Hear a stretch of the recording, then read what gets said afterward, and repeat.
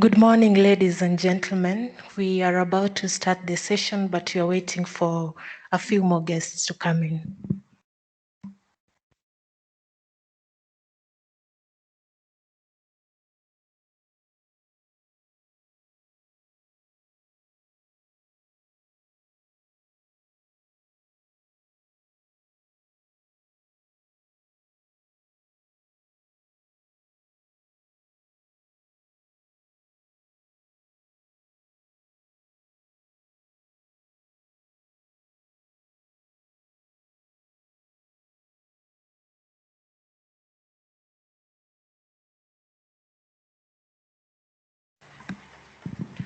So if you need to use the washrooms, you'll use the second wooden door straight ahead. You walk straight, take a left. That's where the washrooms are. For the Wi-Fi, Brian, can you display it on the screen? How to access the Wi-Fi?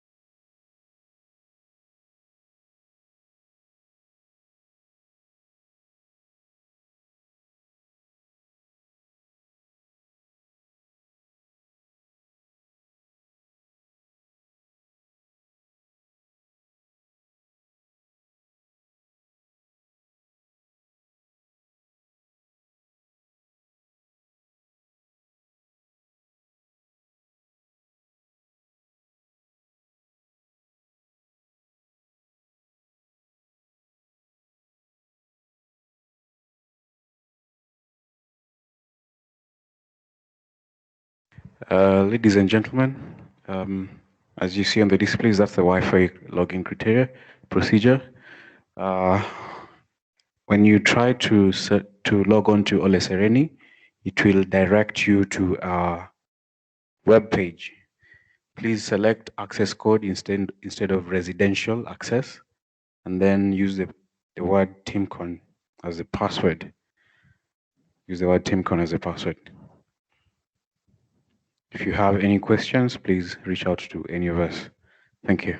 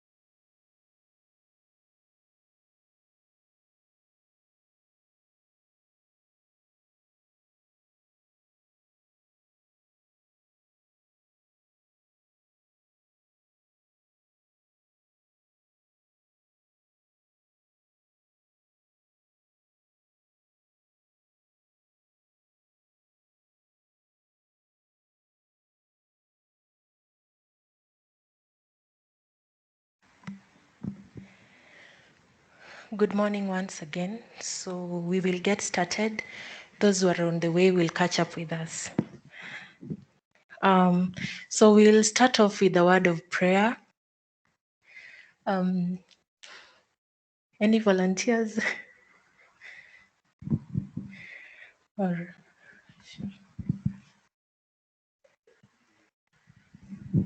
Okay, may we rise for an opening prayer. Everlasting Master in heaven, we come unto you this morning. Lord, we give you glory and honor. We thank you for the journey mercies that you've granted unto us, Father, to come together for this special training, Father.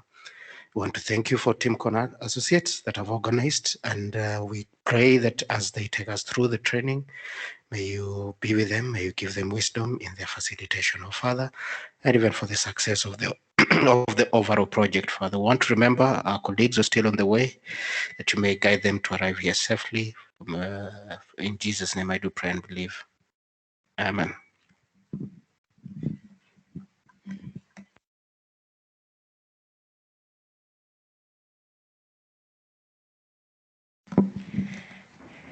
thank you very much for that word of prayer. Each one of you has a folder. So we want to go through the contents of that folder. On the first page is the program for the day. We are a little late, but I guess we are still on time. So in the first session, we are going to have a project overview, an introduction of the road crash database project that will be handled by Dr. Okech. And then we'll have lunch. We'll go for lunch break. After lunch, now we'll be trained by our colleagues who are in Canada. They'll be joining us virtually. And so they'll train us on the TES application. So for now, we'll have introduction. And just tell us your name and the institution where you're coming from.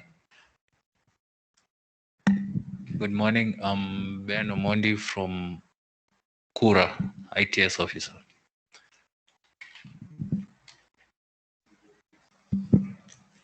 Good morning, everyone. I'm Mercy Edna from KURA ITS office. Morning, I'm Jeff from KURA. Good morning, I'm Engineer Victor Odula from KRB. Good morning, I'm Daniel Kuria from KURA. Good morning, my name is Kenneth Serem from KURA ITS officer.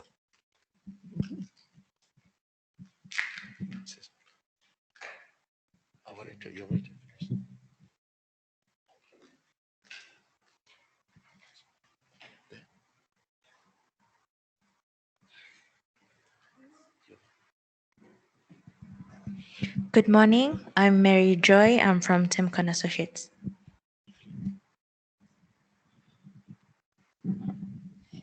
And I'm Grant Chukarama from Timcon Associates.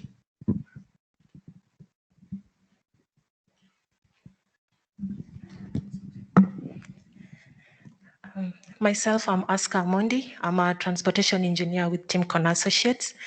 And back to the folder that you have. The folder is divided into 3 sections. And in the first section, you have a description of the crash data collection from fields. You'll be taken through that afterwards. So you can go through it and just familiarize. In the second section, we have the training manual. And in the third section, you have the hands-on examples that we'll go through during the training. So you're most welcome. We're very happy to have you here for this training, so feel free. And if you need any assistance, Timcon staff are all around. Just raise your hand and you'll be assisted. So now I'll hand over to Dr. Okech to take us through the next section.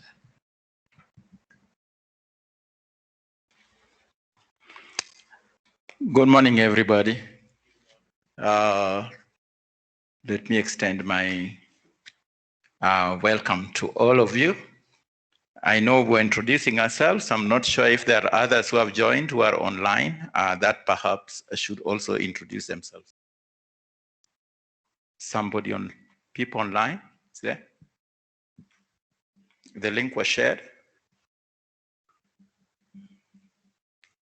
Because online there is only one.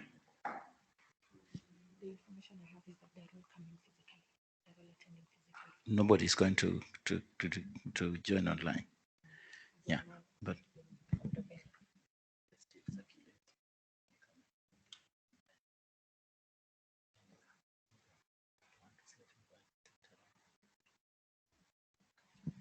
so okay, so we do understand that everybody who is coming from KRB, from we had somebody from NMS. Sorry, you're welcome. Can you introduce yourself, please? Good morning. My name is Dennis Amari. I'm an assistant engineer from KURA. Thank you. You're welcome. We have a number of guests also still just registering over there. So let's give them a chance, and then they are going to introduce themselves as sister.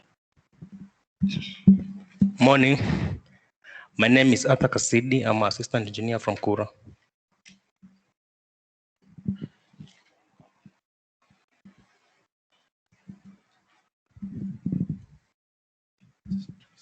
Yes, good morning. My name is Moses Miruri, assistant engineer from KURA.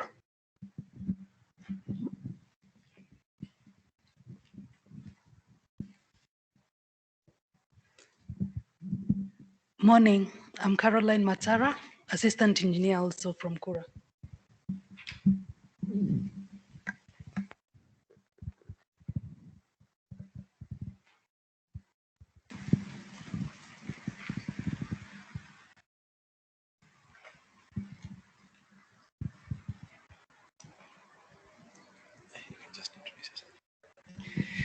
Good morning.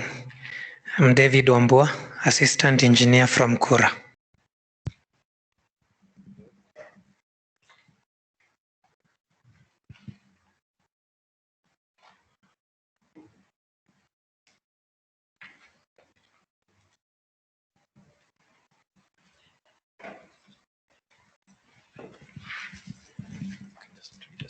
Good morning. I'm Hussein Abdi, assistant engineer from KURA.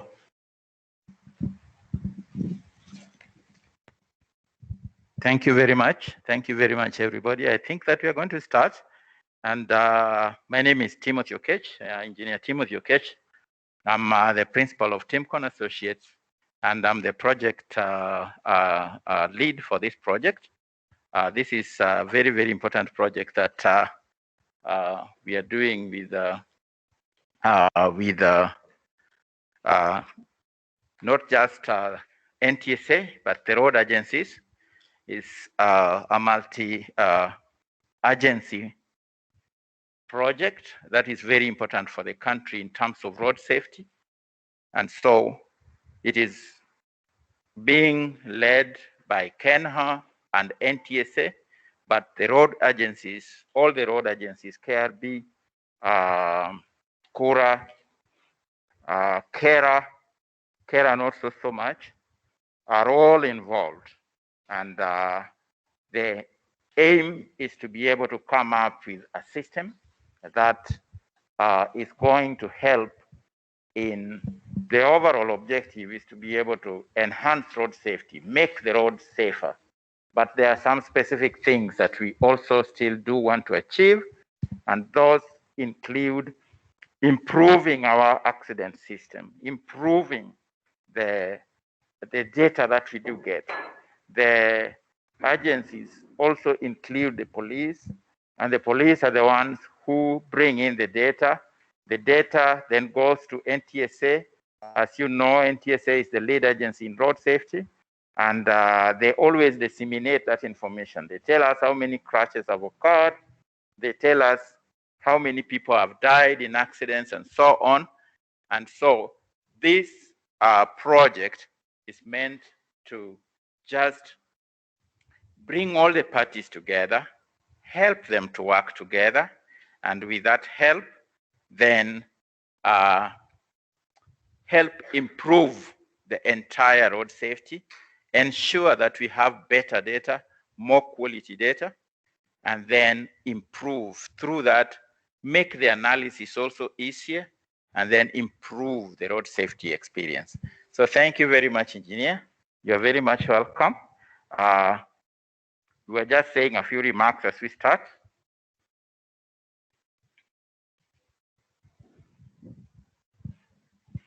So thank you very much. You're welcome. So the overall objective is to have all the different agencies working together, because in road safety, it's a multi-agency thing. It's not one person. And so when the road authorities, because you guys own the road, KRB, KERRA, KURA, you own the roads, and if it is safer there, we are going to have an overall experience of safety. So I'm glad that engineer has arrived, and I would also just like him to say a few remarks before we fully launch in to start the day's program. Okay, thank you, Daktari. Sorry for coming late. We were having some small exercise in the office.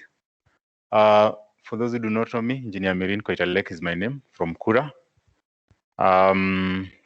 So we started this training 2 weeks ago. We were calling it the administrators training. And I'm sure Engineer Okech has highlighted the background of the research under the project in which it falls. So KURA is identified as one of the key stakeholders.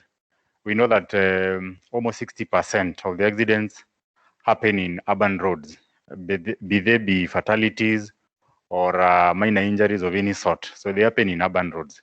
So we are one of the key stakeholders who are going to be part of the people who are going to use that data greatly in our analysis of our road assets and for planning purposes and design. We are also going to be one of the people who are going to be the key input to the project and to the database. So I welcome all of us to be part of the training and to be very attentive so that we can be able to move forward. Thank you, Daktari.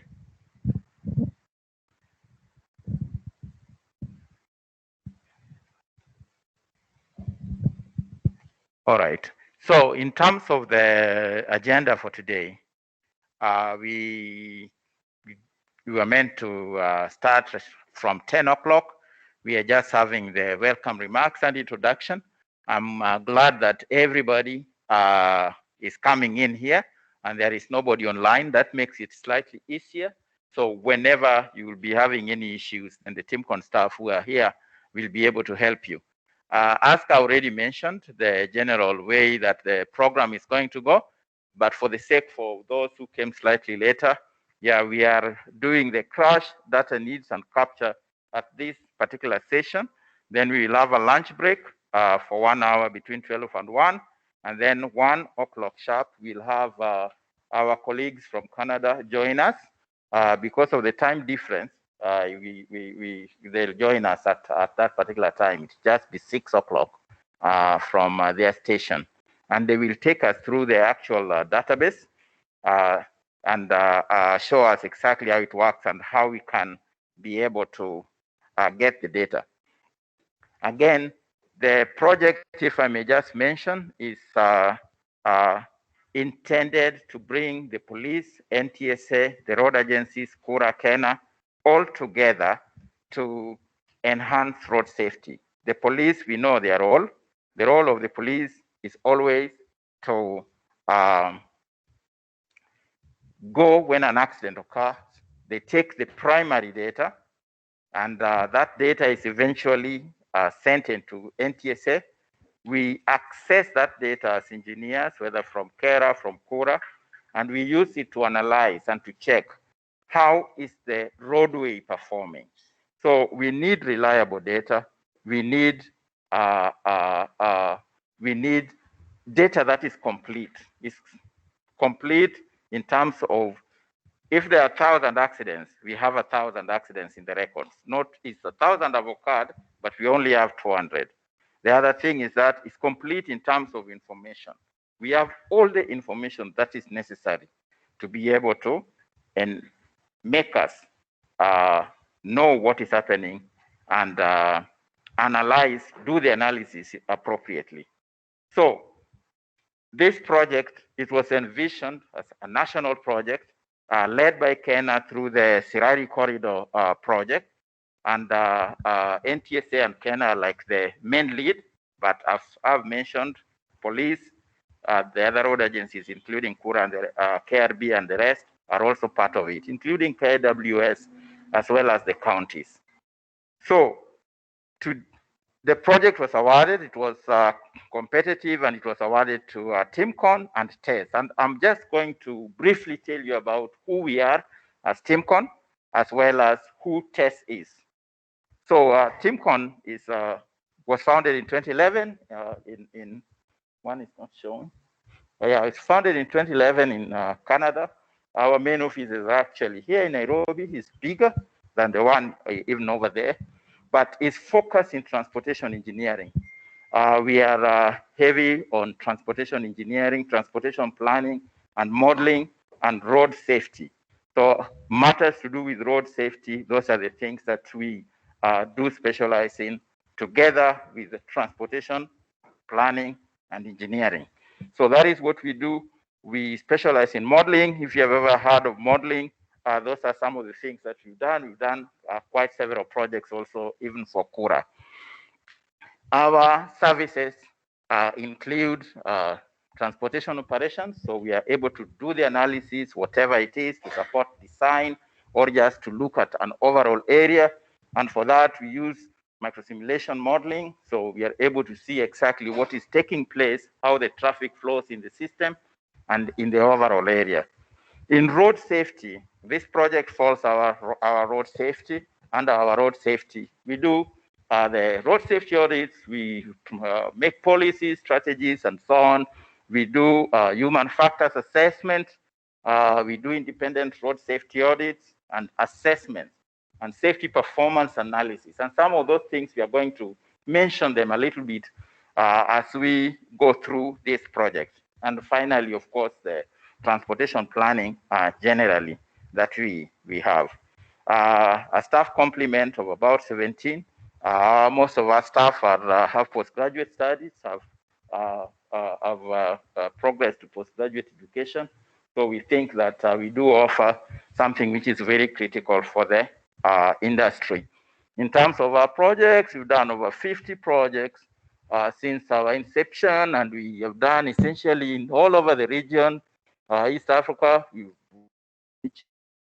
Nigeria, in Canada, we work mostly in the Greater Toronto area, and all over that, we've done in other areas also of Canada, including Alberta and New Brunswick, which is more to the east of Canada.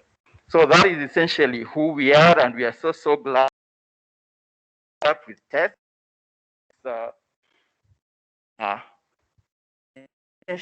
Tech company is essentially engineers, civil engineers who have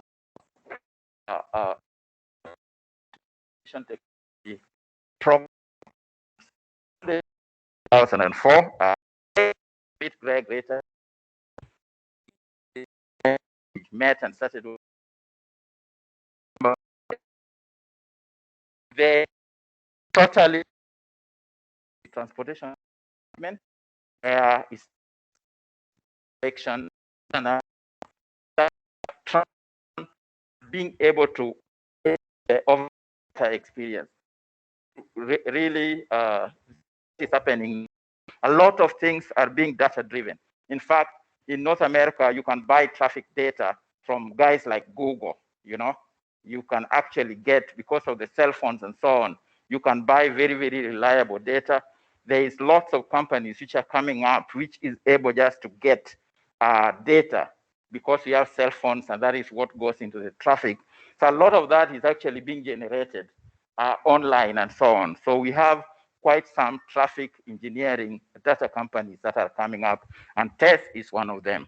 So the main thing that they do have is this TES application built to be able to be a repository of traffic data, but also analytics. So they're able to bring in traffic engineering analysis into the entire system and be able to get this. And through this, they develop the database that we are using. So they have combined both traffic issues, with road safety issues, to be able to get a full comprehensive view of safety, because the traffic volumes is what actually impacts safety. So with that, you are able to bring the two things together. TES does that, and then you get an overall experience. North America, both Canada and the USA, over 50 clients, many of them municipalities, road authorities, and so on, have implemented the TES application. And the TES application, today we are just talking about road safety. Road safety is actually just one of the components of the TES application. It has road inventory, it has traffic volume inventory, and other analytics. But for the purposes of what we're doing, we are just focusing on the road safety component of it.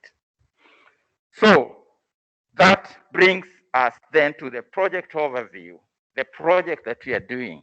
And as I've mentioned, as I alluded to, three main groups, which is the police, NTSA, and the road authorities. The project lead is still KERRA and NTSA, but the other road authorities are very much part and parcel of the puzzle, because as engineers mentioned, a lot of the crashes occur in urban areas. So KURA, definitely. KERRA and KURA essentially takes over 95% of all the road crashes in the country. And therefore, how you handle your things becomes very, very critical. So overall, the overall goal of the project is to be able to improve data quality. And we'll talk about that more. So in terms of data quality, we find that the police have been taking data, but it's not complete. And it needs to be, you need so many other things to be able to do an engineering analysis with it. So you find that it is not fully complete. And some of the information also is inconsistent. But through this project, we hope to improve the data quality and collaboration between the different agencies, because when somebody is driving in Nairobi, he doesn't know whether he's on a KERRA road, he doesn't know whether he's in a KURA road or a KERRA. He knows he's driving and he's going from one point to the other. So when we all work together, we will definitely have a safer system. So the main objective is to be able to supply this commercial off-the-shelf court system, which is going to be used by NTSA, Road Agency, the Kenya Police. It is going to be GIS enabled, and the GIS enabled makes it easy for us to know where the crashes have occurred. We've been involved in a lot of collision analysis and that, and sometimes you get information that the crash occurred at a place called Karumaindo. Now, you go to Google, there is no place where you can identify where is this place called Karumaindo that the police have reported. The guys here at police headquarters are not aware of where that is, because it's somewhere maybe in Kwale. So when we have the GIS and a crash occurs, the police will go with a tablet and it will directly locate where that crash has occurred. So we know. Whether the name is strange to us, we are just hearing for the first time, we can locate it exactly where it has occurred. And then it is also web-based. And it means that we can access this data from anywhere. So each of you, I believe that you've already been set up with a login and so on, so that as we try to practice what we are doing today, you can log in and see. We got our GIS data from KRB, and we are very appreciative of that. Of course, working with KERRA, we'll continue also to add some things from KURA for the specific roadways that you do have. But that the fact that we can access it from somewhere, I mean from anywhere, because it's web-based, is very, very powerful. Of course, we can utilize it and be able to correct something wherever we are. And also, it enables then the police to be able to add the data wherever they are. So if somebody is in Kwale, we'll be able to add it straight to the database, and we'll be able to see it immediately into the system. when it is already approved and added on. So very, very important. So our key objectives, this one was the system development and implementation, and that has been done. The final testing and so on is just being finalized, and now we are on the training. The project started in February, so between February and June, we were creating the system, preparing it, and now it has already been installed, and that is what we are going to be trained on today. Now we are doing the capacity building, which started in June last month and is going to go up to next month when we have more time with the police, do actual role play, go to the road and things like that to ensure that they are able to get the data in a much better way. Because if the police don't get that information well, then we won't get a very, very good set of data. We are going then into pilot implementation in Nairobi, which is going to be 4 months, and review how it is happening. We review how the police are able to get their data. And after that, that's when we'll have a national-wide deployment starting from January up to November, when nationally we see what data is coming in and we are able to correct, we are able to adjust the system to meet the expectations better. So the project was meant to be 24 months, but it's now 21 months. It's ending in November next year when we have the maintenance and the reporting period. Again, we are now in July, August, the training period. We have finished quite a couple of things, including the system development. So the main things coming up after this capacity building session will be the pilot implementation and the final deployment. And in capacity building, we are still meeting all the different stakeholders. Of course, we've met with KURA, we've met with KERRA, the road agencies, but NMS, the counties, all are involved in one way or the other, and we are continuing to meet and to be able to work with them. The stakeholders, as I've mentioned, the road authorities, as well as the police and so on, but we also have the Ministry of Health, because when the crash occurs, we have people who are taken to the hospital. And we want to know what kind of injuries did they have? Did they pass away? Did they recover? What is that burden overall to us as a country? So the Ministry of Health will also be supplying information that we'll be able to put through into this system. We have the civil registration. They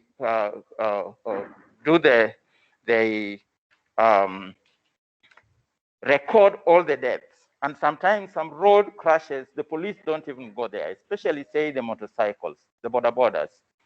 Some of them, it is just through the chief that we are able to know that, oh, somebody died on this small road, maybe a KERRA road somewhere. So they are very, very important. The Ministry of Health, insurance agencies, nobody can claim money without a police abstract when an accident occurs. So there are also people, there are also stakeholders that we are talking with. They've started with discussing with them, and we are trying to see what information can we get from them that we can integrate with this in a logical way. But as it stands, the core information is from the police and the road agencies, which is the nature of the road, the GIS, and so on, as well as the crashes which are coming in. But the secondary data is like from MOH, as well as the civil registration and the other people. Then Kenya National Bureau of Statistics, of course, that's the custodian of all official data in the country. And we've also, in discussions with them, finally, we have also the academic institutions, the universities, that we would like to be able to utilize this information to do proper research to help us in the road safety agenda. So those are our main stakeholders, and we are working towards that. Now, as we delve into the actual, the main crash data requirements for this system, I have seen that you've had several people come in that had not introduced themselves, and I'm going to allow them to quickly say their names and which their affiliation, which organization they are coming from, whether it's KURA, whether it is KRB or NMS. So those who came in when I was standing, please, I'm going to ask you to introduce yourself. Somebody will pass. Good morning. My name is Engineer Melvin Sawe. I'm an engineer at KURA.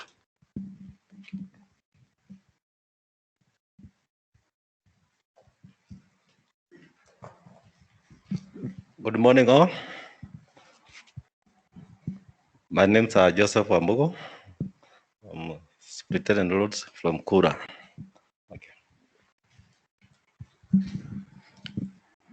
Good morning. My name is Jilo Tuye. I am graduate engineer, intern at KURA.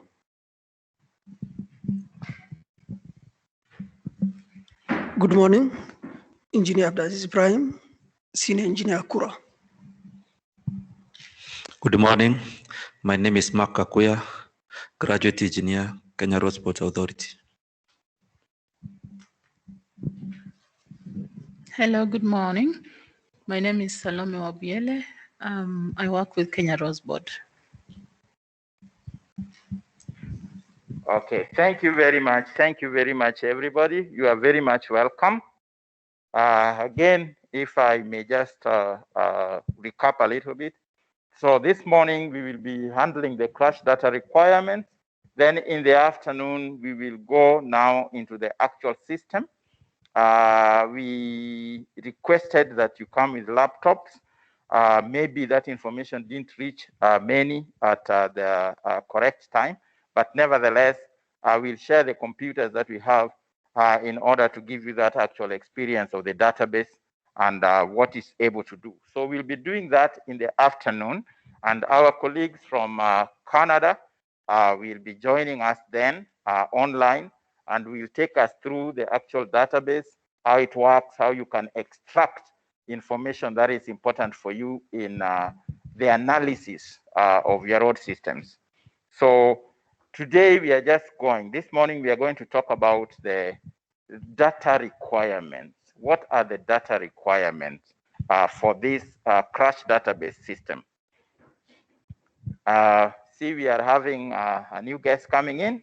I'm going to allow her first to introduce herself before she registers, so that we continue.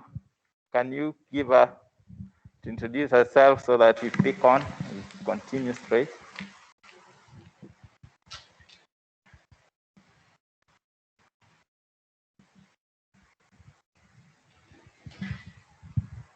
So,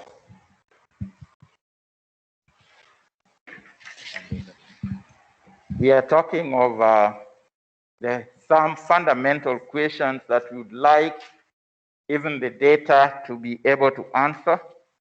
And we are going to go through those just in a short while after our latest guest introduces herself, and then we will proceed. Okay.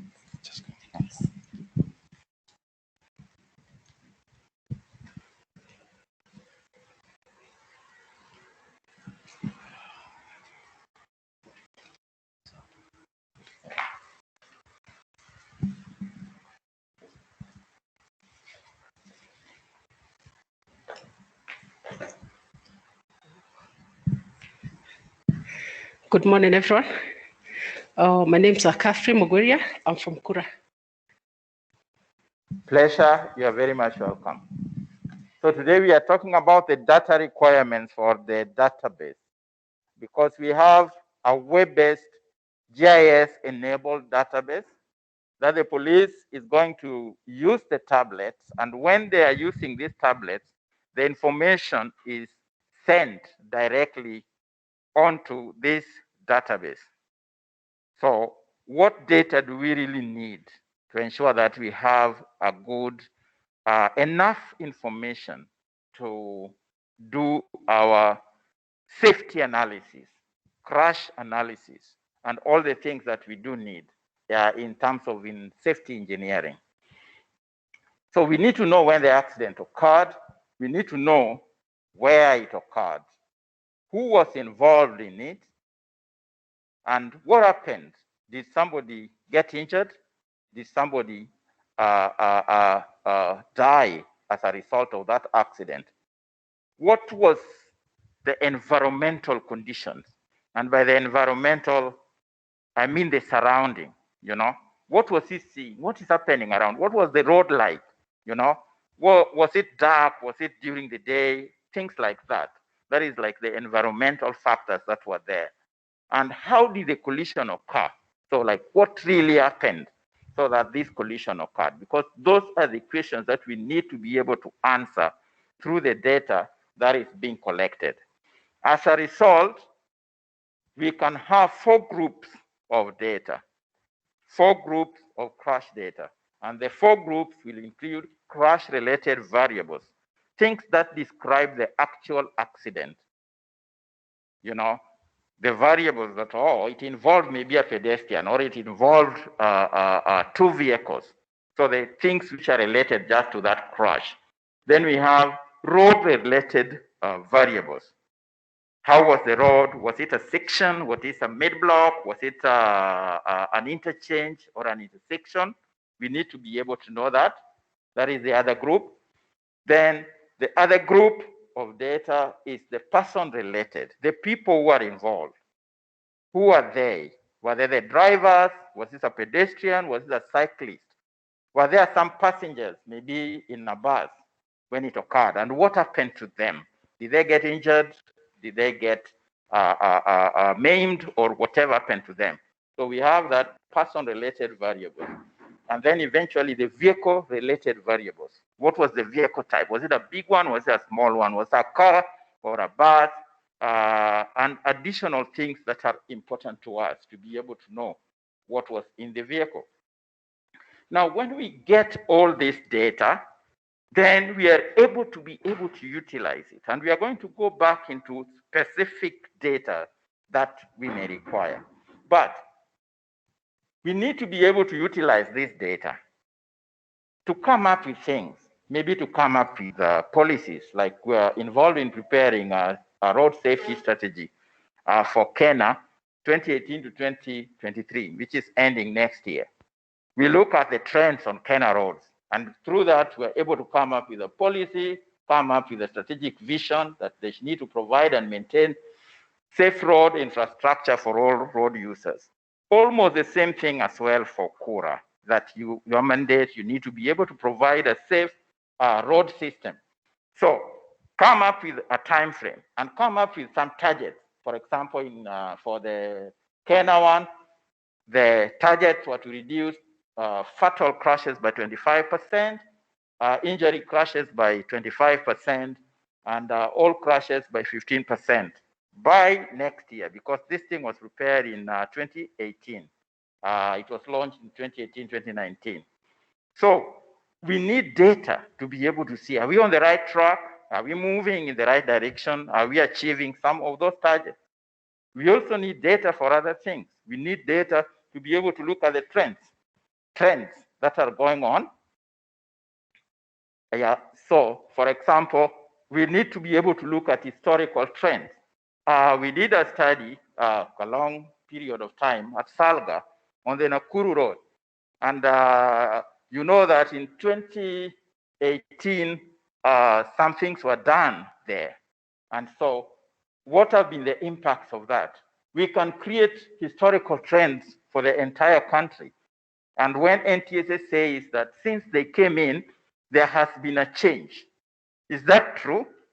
Yes, we should be able to know that right from the data. And actually it is true that since the lead agency, NTSA is the lead agency when it comes to road safety, since they came in, yes, we've seen a downward trend in terms of the total number of fatalities, the crashes that have taken place. So here, just identifying maybe a specific place, or you can look at one of your areas, let's say urban roads, the KURA roads in Nairobi. What are the trends in terms of the overall crashes? And here we could see, for example, that after the implementation of some of those things, the crashes reduced 2018 when the construction was going on, but afterwards it started again going up. But fortunately, what has been going down is the fatality rate. The number of fatal crashes has reduced, whereas the total number of crashes, on average, yes, it has reduced, but the last ones that we got for 2020, they were almost like the average that has been there for the last 10 years. So we use data to be able to look at those trends. We need data to be able to look at specific characteristics of the crash. For example, this is for Nairobi, which we prepared during one of the projects that we're doing for KURA. We can look and see 81% of the fatalities here in Nairobi is pedestrians. So what should we do about pedestrians when you are doing a road project, when you are designing a road? We need to be able to think critically and say, yes, what can we do to ensure that there is safety on the road for the urban roads? Because this one was in Nairobi. So we can identify the most impacted groups and ensure that we cater for them in our designs. We cater for them in the infrastructure that we are developing so that they just don't end up getting killed. We use that data to be able to identify, for example, problem areas, collision-prone areas. Same thing, that was in the same project that we're doing for KURA, the general area. What of the road with the worst crashes, you know? There are the which had the sections with the number of crashes. For example, here within Nairobi, and we looked and Mombasa Road, Airport Road, that area, that section was the worst. In the CBD areas, we have several sections there that were also having very, very high collisions. And a number of those intersections then, through that study, we were able to identify them as some of the worst in the town. So we use data to be able to identify the collision-prone areas. Nationally, we could also identify what are some of the sections which are so bad. And you hear the police talking of black spots, you know. What are those black spots? Does data support it, you know? And we were able to identify, for example, that the Mukinya, Miga, Sobea, Salga, the Salga area that we keep on hearing about, it has always been consistently high up there. Why? Because we are able to have the data and we are able to have reliable data that we can use to identify. Now, something which is very interesting though is at times, maybe you have the data, but you don't have complete data. So out of what you have, you analyze things, you can even rank things. But if you don't have complete data, maybe if you bring in the other ones which are missing, the trends might change. That is why we want to go into having complete and accurate data in order that those things that we do are correct. Again, we prepare specific analytical requirements. These are called collision diagrams. And the collision diagrams, they just show you how did the collision occur. So from a diagram, you can look quickly, whether it's an intersection or a road section, and look quickly and say, oh, what patterns are we having? What kind of things are happening? In the first one, which is again in Salga, the Salga town in Nakuru, we prepare that for Salga in Nakuru. We can look and say, oh, what is happening? What kind of crashes are occurring? And we can see pedestrians are being hit, vehicles are losing control. Motor vehicles are losing then control, they hit a pedestrian, they lose control, they get out. Or in some places, still if we zoomed in, you see things like side swipe. So somebody comes and knocks another vehicle on the side. Why is that occurring? Maybe because, oh, he's trying to overtake badly, and as he tries to overtake, another vehicle is coming, he's trying to duck, and he hits. So we see things like those, and then we say, okay, maybe here we should stop overtaking. We should prohibit it completely. In a place still in that Sabera, one of the things which was done was to bring in the raised median island, the median island, to ensure that somebody who wanted to overtake on the wrong side should not go all the way at a place called Sobea, which is still part of the Salga section, you know? So you can look at those and be able to use this collision diagram to tell you exactly what is taking place and how you can improve the situation. In the other diagram that we had for Mississauga in Ontario, same collision diagram, and it was also telling us now a different story. Here, if we looked, you see that there was lots of angle crashes, you know, angle and turning movement. And what does that tell you? When you look at such, you see that, oh, okay, there's a problem when vehicles are trying to turn, they're being hit by the opposing movement. This is a signalized intersection. Therefore, you can go back and look at your traffic signals. Are they working properly? Here we found that they had a permissive left turn. Permissive means that they don't have a protected. So they don't have that left arrow to turn. So they just have to wait. And as they were trying to get, then they're being hit. And so based on the traffic demands which are there, you come in and say, let's change the signal timing. Very simple, but it can save many lives.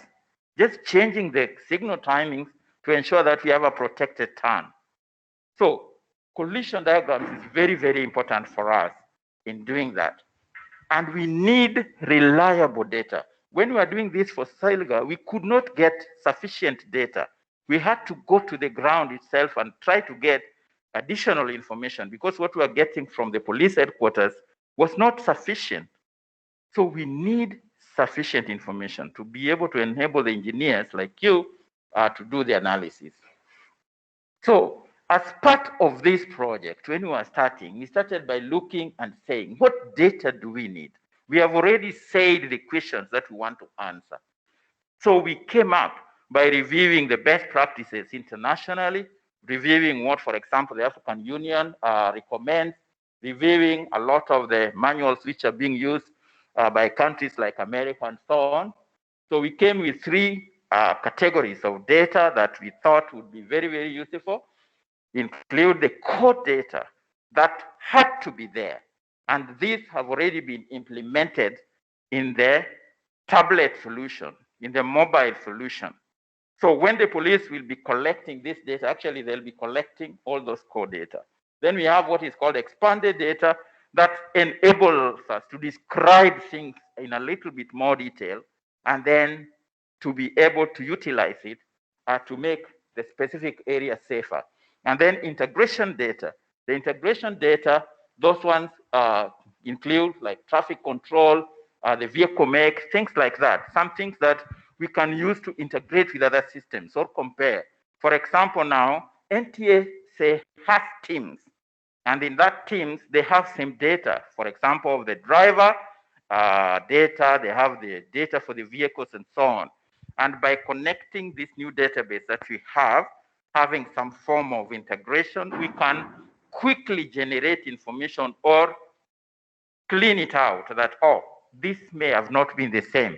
We have the name like, oh, say, you can have a name, say like, you can't even tell what the gender is.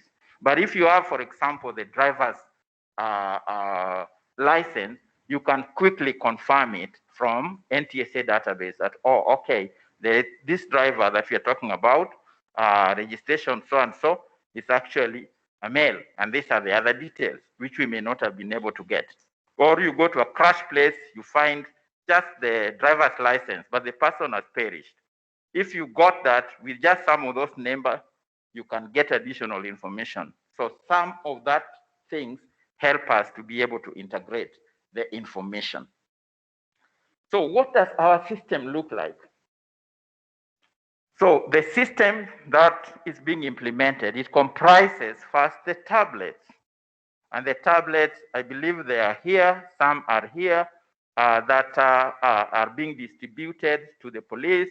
The police already have some, and in total, we hope that it's going to be distributed all to the police all over the country. You are going to get an opportunity to see what is there, but we have installed the data collection requirements, the form, so that the police are just able to select and provide the information through the tablets. The tablets are GSM enabled, so, or you can also use Wi-Fi to be able to transfer data directly. Now, the data sits like in a lobby after the police have taken it until a senior officer is able to check it and approve it before it eventually goes into the database. Now, the database right now, we are hosting it in the test server. These test servers are actually in Canada. We are working, NTSA is actually going to purchase its own servers so that the data will be in NTSA's server here. But for the purposes of the project right now and for the purposes of us being able to move forward, right now the data, when it will be collected, then it's going to be stored in the test server. So from there, we can access it through the internet. And we are going to hear more about this in the afternoon when our test colleagues are able to join us. So from that server, it is web enabled. So you can access it from anywhere. You can access it from NTSA, you can access it from your offices, you can access it from our offices. So as consultants, when say KERRA has given us a project or KURA has given us a project, many times you don't even see collisions analysis in most of the projects that are there. Many times when we are doing design projects, improving things, you just see people delve directly into the road design or the highway design, as opposed to doing a comprehensive analysis to show you that, hey, this area where we are dealing with, maybe it has some issues. That is why we need a geometric change. We need to change the alignment of this road because as it is, look at the collision patterns that we have been having. It's not just about land acquisition alone, you know? It's not just about some of those impacts. It's not just about maybe just the experience of the overall driver, but we need to be able to know that in our designs, we are designing a safe system. Maybe there are so many pedestrians who are crossing. How are we addressing them? We need to have quantitative data that you can rely on in order to be able to do a good design. My criticism to a lot of designs that I've seen is that they don't have that technical analysis, that in-depth technical analysis that is required in order to fully justify a solution. Why is that technical analysis lacking? One of it is because we don't have adequate data for it. You start looking for the data, it's not there. Or it's simply incompetent. Somebody is not willing to go out and look for that information and do the requisite analysis. So through this, I'll be able to sit in my offices when I'm doing a project for KURA, and I say, yes, on this place in your Kapsabet roads, the roads that you own in Kapsabet, these are the crashes that are occurring into it, because I have this database. When I ask you, give me the data, you may not be able to give it to me because you have the same problems as I do in trying to get the data. But when we have a place where we can all go and get reliable data, it's going to clean that up in a significant manner. So we'll be able to utilize it. All the users, including yourselves and us, will be able then to utilize it. As I mentioned, the data collection is premised or is facilitated through the use of the tablet. And the tablet, we are then able to get the information. Remember the categories of data that we required. We talked about the roads, we talked about the vehicles, we talked about the people, you know, we talked about the environment. What is the overall environment that we are trying to do this? So, like that gentleman is exploring the tablet, the police will be able to go with this, go into the actual accident scene with this GPS-enabled tablet. One very critical thing is that where the person is standing, that GPS location is taken automatically. so we know where the accident occurred. So if so long as the police goes to the accident scene and saves their information at that location using the tablet, we'll be able to know exactly where the accident occurred, because that information is going to be picked up. So I'm going to go with you through each of the things, each of those tabs, which correspond to our overall 4 data requirements that we did, 4 data groups that we talked about initially. And the first tab that we have is the general. Now, the general includes even the environmental. You know, we talked about the surrounding, the environmental. So there are a lot of things in there. And it talks about the identity of the police officer who is taking the data, the county where this crash has occurred, the exact accident location. We are able to get it through that, the date and time. 2 very critical things that we are getting also through this general tab are also the accident severity. Was it a fatal accident or what happened? The other one is the initial impact type. And we are going to spend a little bit more time on this initial impact type because it's a very, very significant information. Previously, the police have not been capturing it well. We had to infer it by looking at so many records, sometimes by even looking at the court records. When the police prepares more detailed information enough to stand in a court of law, that is when you realize, oh, okay, so this accident happened this way. Sometimes you don't even know. You don't even know whether the vehicle was traveling from Nakuru to Nairobi or from Nairobi to Nakuru. You are just told it occurred here. Somebody got killed. Was the vehicle traveling to Nairobi or was it traveling to this? Sometimes even such information is missing. And so through this now, we are going to delve deeper and be able to capture that information. Of critical importance is that we are going to get the GPS location. I've already alluded to that. And as you look at the tablet, you'll be able to see that it defaults to our hotel here. If you look at where the cursor is. So wherever you take it, it will default. It will point straight away at where you are. And then if you send in that information, the GPS coordinates of that location is already transferred. And by the way, there is an app, yes, there in the tablet, it's the TES application that allows us to be able to do that. So a very important thing that now we'll be able to see. You see that big red dot? It picks up the location wherever that tablet is, and then it can be used to locate exactly where the accident happened. Police code, condition at the accident, which is more like the environment, are all also captured there. And so we want to spend a little bit of time on this aspect of the initial impact type. The initial impact type is very, very important. Very, very important. As I mentioned, it was not originally captured by P41, but we've added it now in the tablet. It is just generally what was the path and what happened in terms of the collision. Now, when an accident occurs, 3 things happen. A vehicle hits another vehicle, or it hits the ground. Maybe it's run out of the road, then it goes and eventually rests, or it hits a fixed object. So that is the first impact.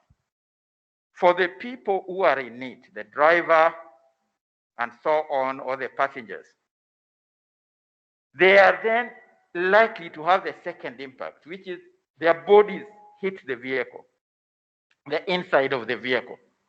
Then the occupants, they collide with the vehicle. Sometimes maybe somebody hits their head on the windscreen or on the side or somewhere in the vehicle. The third thing that happens is that your internal organs also hit inside of your body because you are traveling, because of the laws of inertia, Newton's laws of inertia. Your body and your organs continue traveling at the speed you are traveling at. And so when there is an impact and suddenly the vehicle stops, your heart, your spleen, all those things inside, they keep on moving. And sometimes they also get injured. So we might come to the scene of the crash, and we find somebody's hand is cut, is bleeding so much. We are able only to see what is happening on the outside, but we may not be able to see what is happening in the inside. And that is why the emergency respondents come in, because they should be able to tell, if they are well trained, from the initial impact, they would be able to tell that, A, apart from what I'm seeing on the outside, a scratch on the head, maybe this person could have suffered these internal injuries. Therefore, before I take this person to the hospital, what first aid should I administer to them? Very, very critical.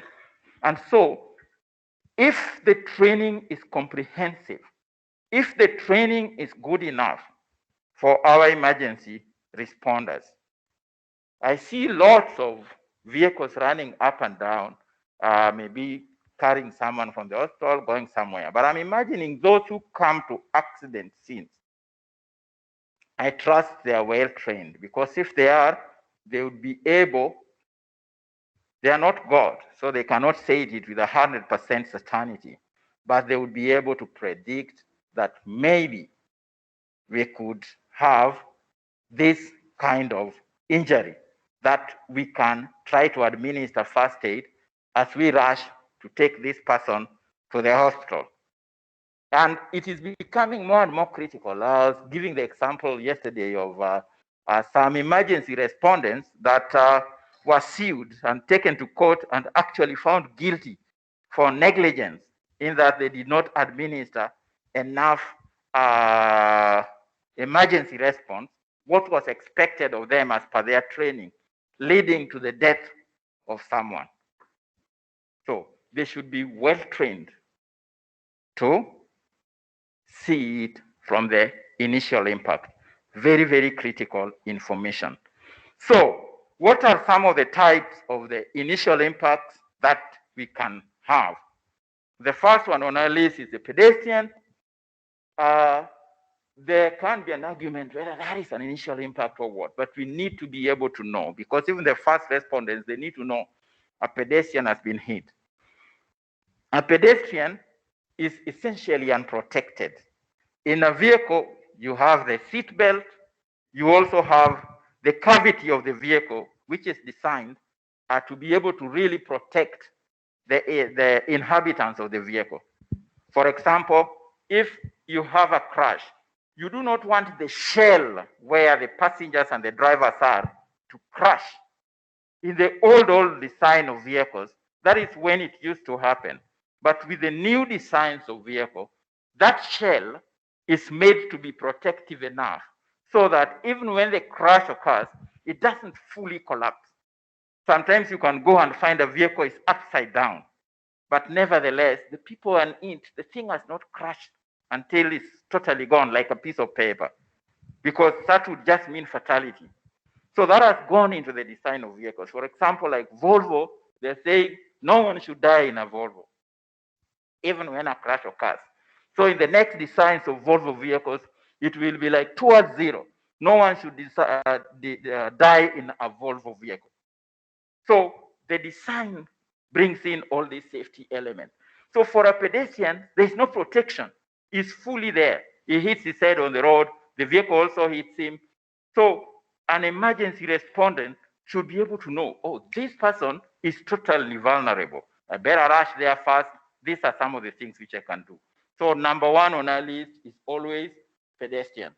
And it could be hit at designated places. You know, sometimes people have even been hit at the crosswalks where they're meant to go, where you know a vehicle is just being careless, a driver is being careless and hit a pedestrian there. Or it could be jaywalking. Somebody was crossing the road at a place where you didn't expect that to happen.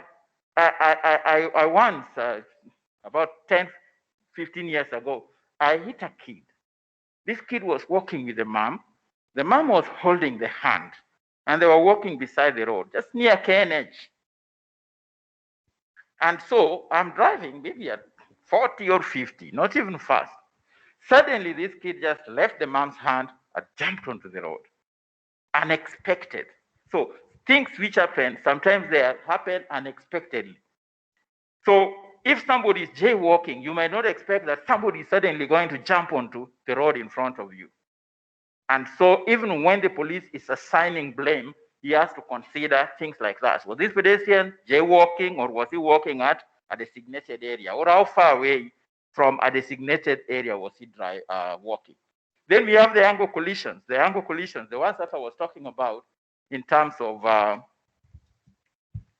ones I was talking about, for example, at the crash in Canada, the one I was giving an example. So as at an intersection, when one vehicle is coming and another vehicle is maybe going straight, and they hit at 90 degrees. So one is going north-south, one is going east-west. That is called an angle collision. It can occur at a signalized intersection, or somebody wants to run a red light, he sees he's about to change, or he started changing and he says, no, I don't want to wait another 1.5 minutes. So he runs, and the other guys who are the green hit them. So through angle crashes, we can tell, for example, the nature of what is happening at the intersection.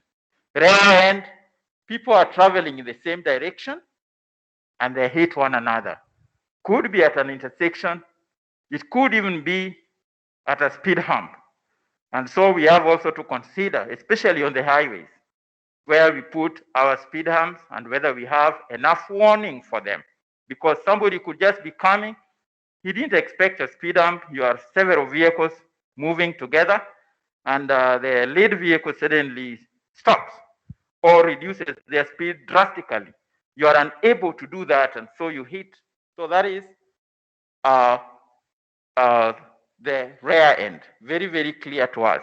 But very important in terms of the damage which might occur to the vehicle or the injuries which might occur to the occupants of the vehicle. Then we have the side swipe. Maybe vehicles are traveling in the same direction. Somebody is trying to change the lane badly, or trying to sneak in. He comes and hits you on the side. It's a side swipe.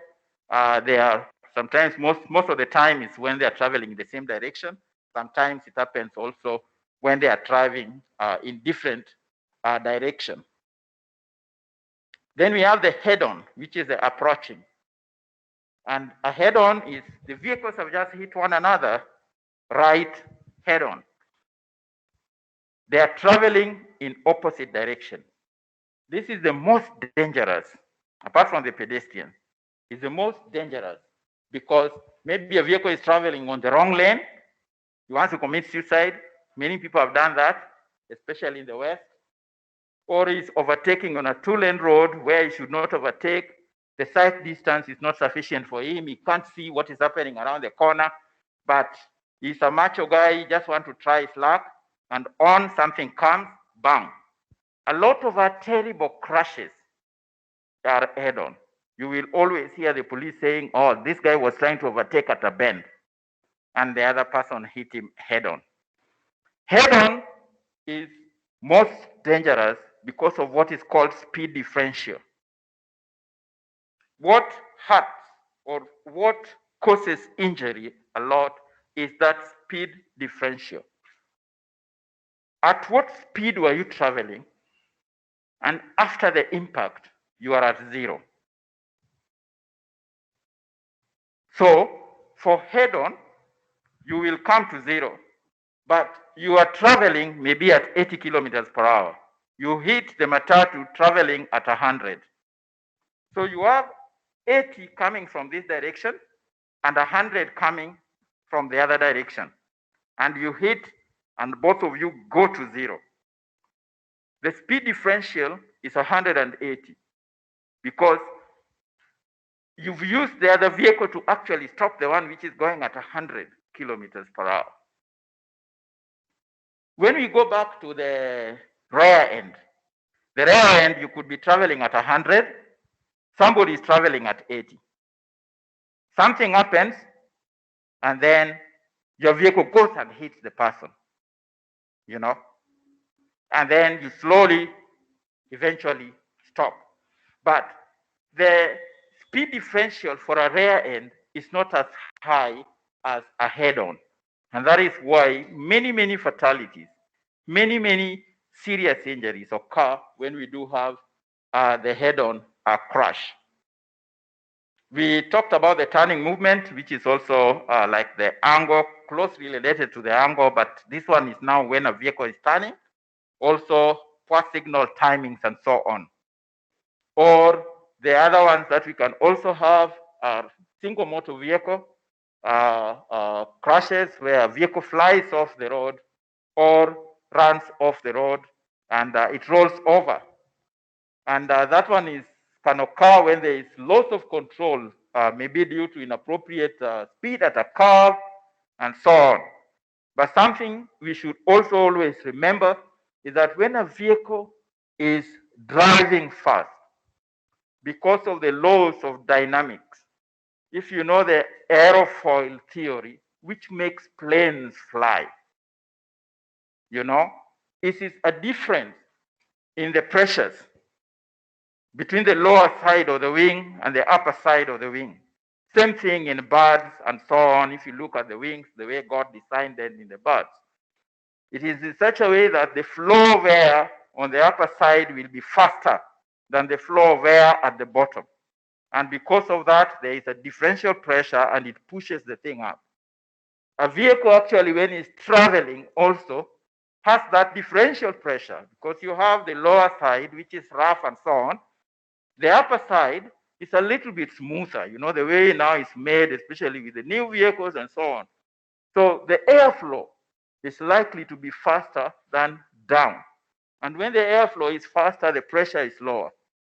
So you can find a vehicle can easily leave the road, fly and roll over. And I've seen that. One guy was driving in front of me and I'm saying, what happened? That this guy just flew off the road. You've heard that. That guy just fly off the road. It's almost literal. But it's because there's differential pressure when you are traveling fast. And so the vehicle effective weight is not what it ought to have been. So SMVs, we've seen a vehicle has rolled. Maybe it was going fast. It almost got out of the road and it hit a ditch. Fixed object, also bad because of the differential speed, because when it hits, it stops almost immediately. So we have vehicles hitting trees beside the road. I know that in urban areas, when we are designing the road, we always want to put our plants, you know, the trees. We do the landscaping to make sure that the road environment looks nice. It's great, but we have to be very careful where we plant those trees. Because if it is too close to the road so that it is what a driver is going to hit, then it is likely to result into serious injury. So we have to be very careful in our design in urban areas. We want to beautify the area. We want to put things like the lamp post, you know, or power line. People hit it, it stops the vehicle immediately, and you find the injuries are more serious because of that, because the vehicle stops almost immediately. We have hit and run where you don't know what happened. Someone has hit and gone away. Most of the time by pedestrians, they hit pedestrians and they injure them, they leave them dead on the way and they go. In such kind of crashes, you can be sure that maybe the information might not be complete. You may not have full information of what has taken place. There are other types as well of crashes, like, and some of them are just involve maybe pedestrian, say even motorcycles, what. There are other types as well, or animal drone cuts are also being hit, or you have hit an animal, a wild animal. So there are other categories. But one of the things that then happens is that the police has to categorize the severity of the crash. The severity of the crash is so important to us. Fatal is when somebody dies there, or because of his injuries, he dies within 30 days. That is the WHO classification of a fatal crash, that if somebody dies within 30 days from the injury he sustained at a crash, then that crash is called fatal. Serious injury, and there are some debatable questions that sometimes we had discussing with the police. How do you categorize serious injury? How do you categorize slight injury? Do you categorize it looking, or maybe a doctor, if he came in, he might say, this is serious injury, this is not, this is just a slight injury. But the police have some guidelines, so that he says that at least one person was hospitalized for 24 hours. So at least you are hospitalized, you are an inpatient for about 24 hours, and no one died. No one was killed in the accident. A slight injury is more of outpatient. You go in, they bandage a wound and something, and then they go away. But something which is very critical is that sometimes someone who thinks he has a slight injury, because of the fact that your body and your organs are also moving and impacting with the cavities inside, some of them go and develop complications after leaving the hospital. And you find that, oh, the category of that crash needs to be updated, because this person, he thought he was okay, he thought he was fine, he walked away with just a bandage, but he went home, and then those internal injuries which the organs suffered are now starting to kick in. So it's very, very important for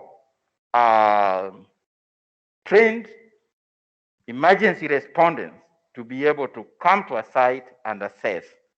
Kenyans, we are good in that when a crash occurs, sometimes we come, get the people and rush them to the nearest hospitals. Even when you read the police reports, you'll find a good Samaritan came and they took the injured to the hospital. Now, in developed countries, you don't do that. You don't touch somebody who is injured because you're not trained and you may not know what injuries this person may have suffered. When you go with your vehicle, you try to put him seated down as you rush him to the hospital. You could be doing more damage to this person than actually trying to help him. But in our circumstances, maybe the damage you do to the gentleman by taking him to the hospital is less than the damage you would suffer by waiting for 30 minutes before an ambulance comes. But where the emergency response is good, is efficient, motorists and passers-by are advised, don't touch, because you might do more damage than good. So the nature of the injury, although the police can categorize them in these ways and even property damage only and things like that, sometimes it's very, very critical because we don't know what has happened in the inside. There might have been more damage in the inside that could cause it to be categorized in a different way. Property damage only, those are just crashes where only property has been destroyed and nobody has been hurt. There are other types also not listed above, but those are the main areas. The third one is the roads. No, okay, we are on the second one. I thought we were on the third one. Okay, these ones are smaller, the other ones. So in terms of the road tab, the things that we want to be able to look at is, for example, the pavement and the surfacing. We are saying, what are the roads? What was the classification? Sometimes you have a junction of a KURA road and a KERRA road, or something else, maybe a county road and a KURA road. So we have to be able to specify what were the speed limits on those roads, what were the classifications of those specific roads. We want to be able to know that. We want to be able to know the road authority. And the critical thing that, again, sometimes is there is that something like even a pavement can also cause a lot of crashes. They can actually cause crashes. Somewhere in Boje, in Mombasa, Boje is just after, is it Mazeras? when you are going to Mombasa, some of those twisty areas before you eventually reach down in Mombasa. When we were doing some studies some years back, we went with the police and we got some of the local police also to take us to the general area of the black spot. And one of the policemen came and actually was showing us that, do you see that depression there? That depression, you try to see it. You see a small depression on the surface. It's not even cracked, but there was a depression. Maybe the subbase failed. So the dressing, the bitumen on top, the asphalt on top has not failed, but something failed in. And so there is some small depression. So vehicles come and they pass there. As they pass, then there was a curve. So we sat there and watching, and you see a vehicle hit that small patch, and it goes to the curve, it starts struggling. And the police have said, as a result of that, there have been many, many accidents. So even the pavement condition, and those who are in maintenance, for example, please ensure that some of those things are addressed. A resident was one time so fed up with a pothole that he carried a nice plant in a pot and went and planted a tree in a pothole which was existing on the road, because the road authority had not addressed that pothole in a reasonable time. Because of that action, the road authority went and quickly addressed the pothole and removed the tree which had been planted right in the middle of the road. We don't need to wait for very frustrated residents or for accident to happen before we address some of those maintenance requirements. So please, they are very critical. They cause accident, especially if they have been there for a long period of time. And when you talk with the police, they can actually tell you. That is one of the major things in terms of the road. In terms of now the vehicles, we want to know which vehicles have been there, matatus, the type of vehicle, what were they doing, what kind of maneuver were they doing. And you'll find in police records, this guy was trying to overtake. So he was trying to have an overtaking maneuver at a wrong place, and then that resulted into an accident. Or you might find a report that says someone was walking carelessly on the road or stepped on the road carelessly or things like that. What was the maneuver of the vehicle at the time of the crash? Did the guy try to brake?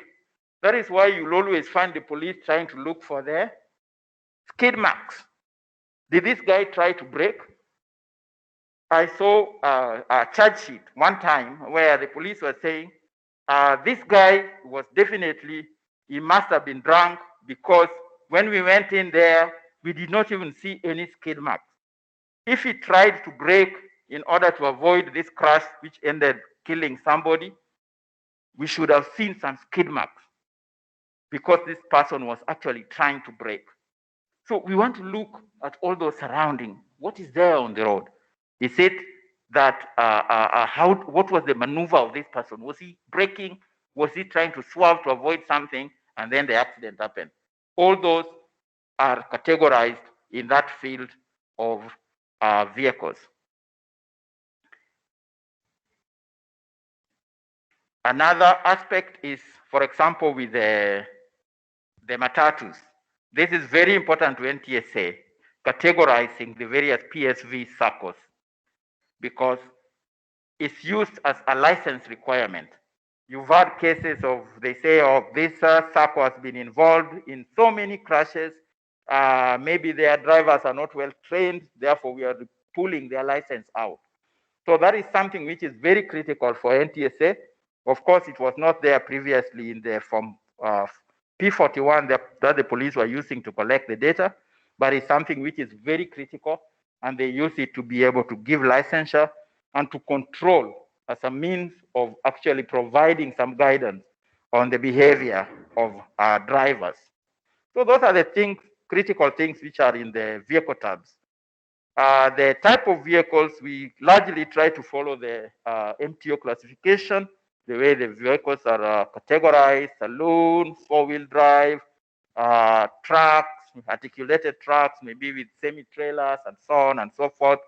We try to incorporate that, but we also add in of course, the usage of the vehicle, because it could be a truck or it could be a bus, but it's a police bus. It's not a passenger vehicle, because many times there are issues or there are differences that we can straight away follow with the different usages of vehicles. A minibus, which is a matatu, will most likely behave differently than a minibus, which is a school vehicle. So the usage is also important for us.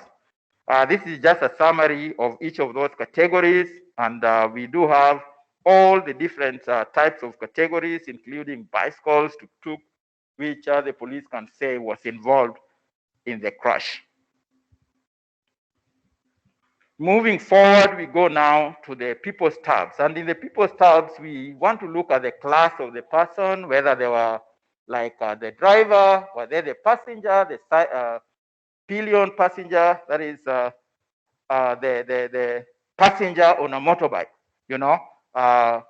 Were they passengers in a bus? What were they doing? And the type of injury which they sustained, that is very, very critical for us as we get even their details and category. What type of injury did they get? What was their condition? Did they have alcohol, or were they driving under the influence where maybe they had drugs before they went onto the road? All those are very, very critical for us. Even the position and use of safety belts, we want to be able to capture that, because one of the things, there have been things that, for example, the WHO set out as targets for safety in vehicles, things like the seat belt, you know, child restraint. We want to be able to see, are we meeting some of these criteria? Because the seat belts, sure, they do help. They very, very much help. If you go to a rally driver, sometimes that vehicle rolls several times and the gentleman walks out of it alive. Formula One drive, where the vehicles go at very, very high speeds and you see it as rolled. But so long as the gentleman had the seat belts, many times injuries are very slight. And again, because of the fact that I told you that we need the cabin area need to be secured so that it doesn't collapse. That is very, very important. So we need to be able to know that. Those who don't have seat belts, when they are thrown out of the vehicle, most of the time it's a fatal crash. So use of seat belts is very, very important, and we want to know that in the people category. The type of injury they suffer, again, is very much connected to what we had discussed previously, which is either there is it was a fatal, serious injury, or it was just a slight injury. Now, one of the things that I can say also about the people tab is that it is collected by the police. It will always be there, but you will not see the names in the database because of confidentiality reasons. And so we have designed the database in such a way that the police can see all those details. The police can see the names of the victims, the fatalities, who died. As we will not get those details, but we will be able to know it was a male person, aged this, it was a child, it was that. So that is what we are able to see with the permissions that will be given, but the police have full permission because they're the ones who populate the data. They have that and they're able to see all those details. Coming into then the picture tab, very critical that now with the tablet, the police will be required to also take a picture of the crash.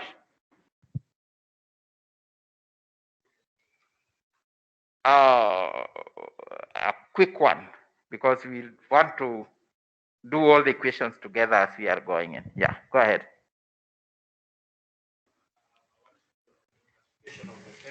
Seriously injured, considering when you look at the duration within which you are updating the fetal,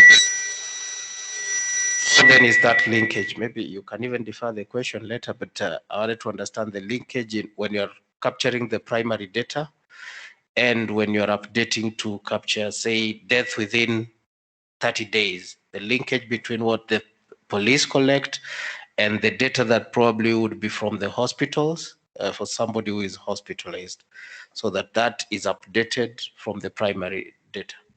Okay, I think we are going to discuss that more. But what happens is that the police should update. If somebody dies, you know, they had a serious injury, taken to the hospital, and the accident is categorized as serious injury. But then later on, is something happens and the person passes on, then the category should be updated, so long as it has happened within the 30 days. Yeah. So we can discuss that. We'll have more discussions on that one. Remarks and the pictures, the police is able to put remarks, say whether they want to lay a charge, do things like that. But what I was mentioning was the picture, which is very, very important for us in order for us to see exactly the scene of the accident. What happened? How were the vehicles when the crash occurred? Help us be able to understand the things a little bit more. Moving on, this just a quick slide that we had to be able to tell you the burden that we have right now, in that we don't have all the information in the police records. They are not all together. For example, the police still attend to PDO accidents or serious or slight injury, but many times there are so many that they don't escalate it to the higher levels. They don't escalate it to the region. For example, in Nairobi here, we have 14 divisions. We have 14 police divisions. And when you have these 14 police divisions, they attend to all the accidents that occur. But what is sent now to the Nairobi region, which is then goes to the headquarters, Ruaraka, and then eventually sent to NTSA and recorded nationally, even in our the National Bureau of Statistics. Mostly it is serious injury and fatal. Very few slight injury accidents are actually reported at that level, although they are there at the station level. So our staff spent several weeks just combing through some of that data in the police stations, and we found a lot of those accidents that occur are not serious, they are slight injury or PDO only, and there are so many, many more than what is reported. Now, with this system, we are going to be able to capture everything that occurs, and that will be helpful for us in having a complete picture. So we actually estimated that there are 2,000 crashes per month in Nairobi, or 70 occurring per day.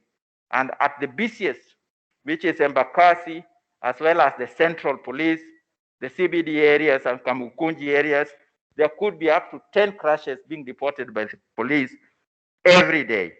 When we start the piloting, we want to see how much is reported, and we'll compare it again with the historical, just to make sure that we are capturing everything. So when the police have given us all the information, this information goes back into the database itself, which is available online. So if you are to use this tablet and even try to put in the data, and if it were to be approved by us now, you will straight away see it on the web page. And this is a screenshot. And in the screenshot of the database for each collision, you will find the same tabs which are there in the tablet.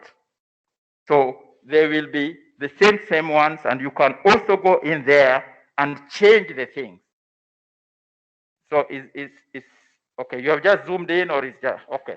So when you go in, you can see the tabs. You have the general, you have the roads, you have the vehicles, you have the drivers, the pedestrians, and so on. And so you have also the attachment of the pictures. But some things I wanted to show you is that in there, you can have a change log. For example, if the police changes what they had given before, it is going to be logged there, so you know what has taken place. Secondly, there are some validations. In case there are some inconsistencies, it will highlight there. The empty one, that is where we are going to have the ministry, the MOH data. because the MOH is also going to give feedback. And it's still going to be uploaded by the police, but it's uploaded through NTSA. There is a county safety committee that meets every so often. And through that, we can get historical, what is happening in the hostels, and we can relate it with some specific accidents. So we hope that that is going to take place. So we are heading to a close of our presentation, and we'll be going for lunch shortly. So I would require that please, if you can hang on another 5 or so minutes, then we will finish all together and then break for lunch. So at this point, I would just like us to have some review questions, and we can also have some discussion briefly before we break for lunch.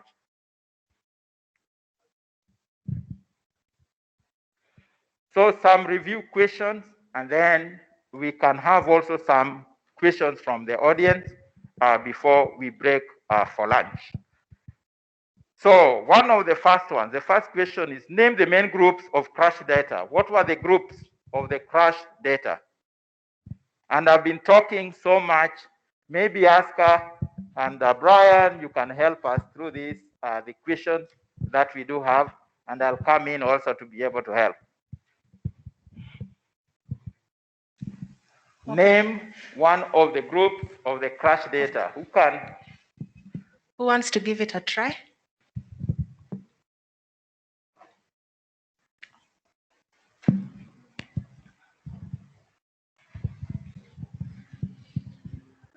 I think there was the core data, the integrated data, and I don't know the third one. Thank you for that, Salome.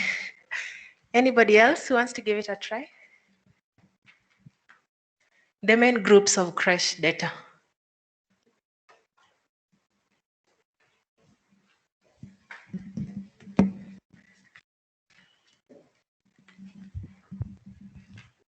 Okay, crash-related data, person-related data, vehicle-related, and road-related. I'm not so sure.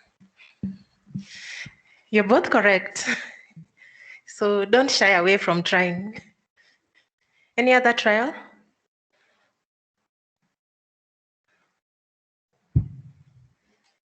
Any other trial?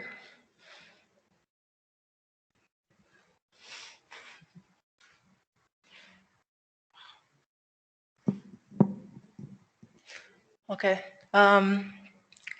We'll move to the next question. List the typical usage areas for crash data. How do we use this crash data that is collected?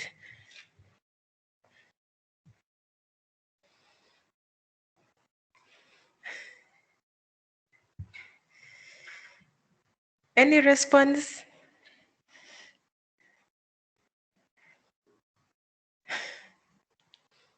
How do we use crash data?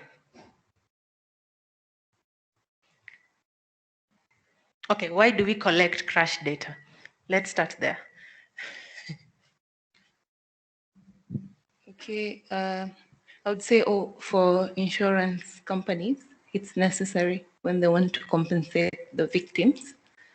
And also when we want to find out the information of the number of accidents so that we can be able to analyze, for example, black spots, we can be able to mark them in a map and be able to inform the public where it's a black spot so that they can avoid the area or they're careful when they're using the specific area. Yeah, and also I think it's important to have accident data because it helps us to make changes, generally maybe on geometric, so just changes on how we plan for construction of roads. Thank you very much. You've actually given us 3 usage areas: black spot identification, used by insurance companies to process claims resulting from crashes, and also to make geometric improvements to roads so as to counter crashes. Any other trial? We are left with a few minutes. You want to try? I'd say another one is to make collision diagrams. Yes, that's correct also. So we'll be proceeding for lunch in a few, but before that, there's a tablet on every table, and you can take the few minutes just to have a feel of the crash data collection form that's installed in the tablet. Each one of you has been given a username and a password. Please take good note of it and write it somewhere, because it's the same username and password that you're going to use in the afternoon to log into the TES web application.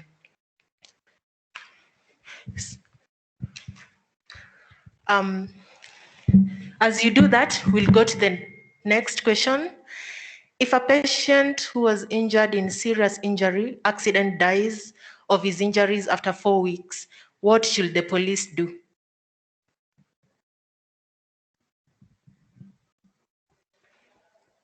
Anybody?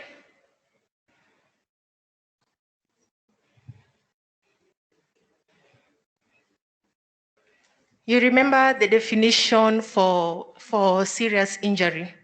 Maybe we can start there. How do you categorize an injury to be serious?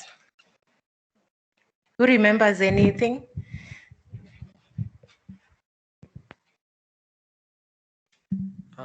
When we are categorizing the accidents, fatal was only when the accident, the patient dies within 30 days.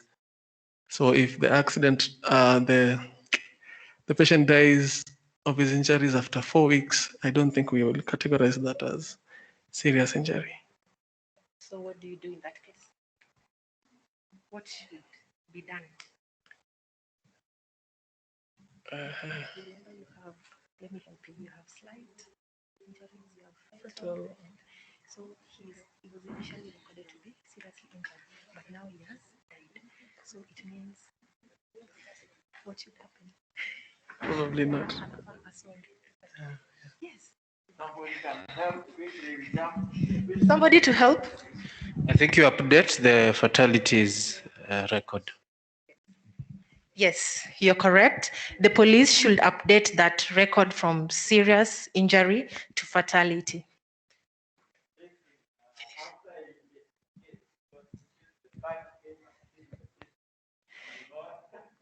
Yes.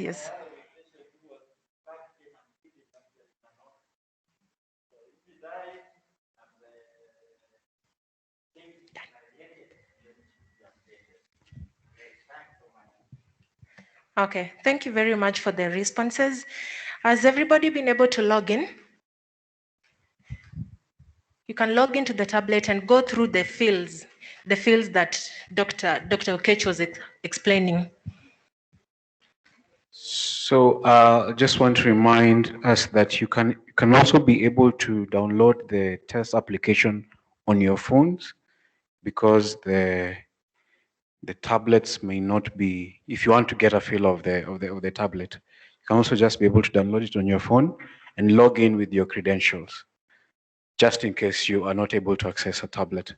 But for those of you who are able to, just please go ahead. We will move on to the next question.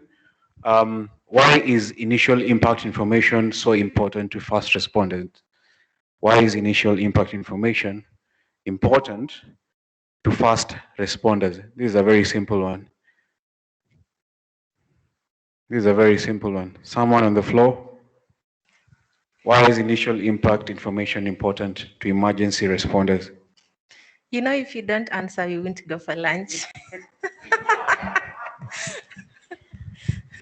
Okay, I think it's important so that the respondents can gauge or understand the kind of injury that the participants could have gotten out of that accident. That's very correct. That's very correct. Anyone else maybe having a different opinion? Well, your lunch is on the line. So what successive impacts that occur when a crash takes place? I think Dr. Cage really dwelled on this.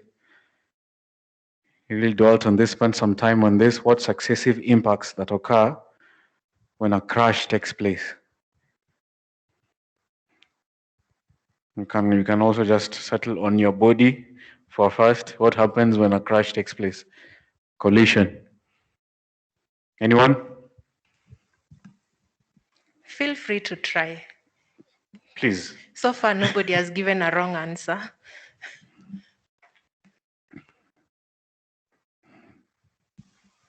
Might it be speed differential? You're almost there. You're almost there.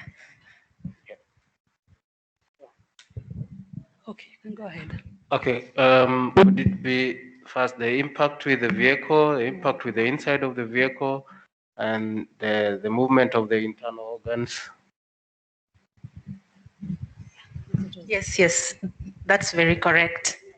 That's very correct.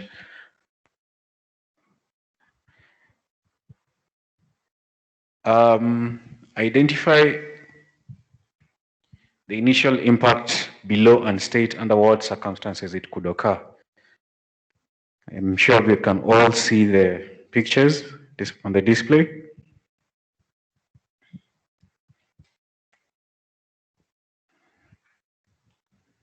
Who can identify the first picture? Wow, it's just one person. I need everyone to at least participate. He's going to get so many plates. I think the first one is a side swipe, and probably it's a turning. That's what I think. Turning. Well, the first answer is correct, but the circumstances. What circumstances does that occur? Anyone? I'm sure we're all drivers here. There's someone. Yes. Sorry.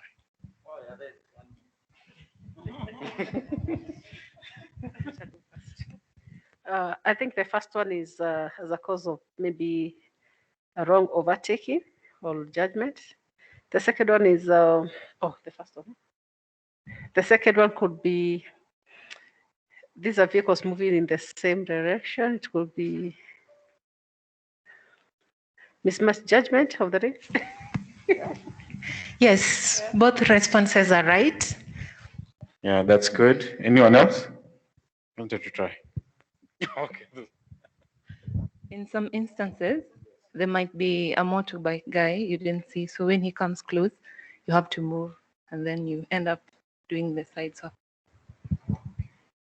That's good. Talking about inappropriate overtaking by motorcycles overtaking on the right. So we have all had experiences with that. Any one answer?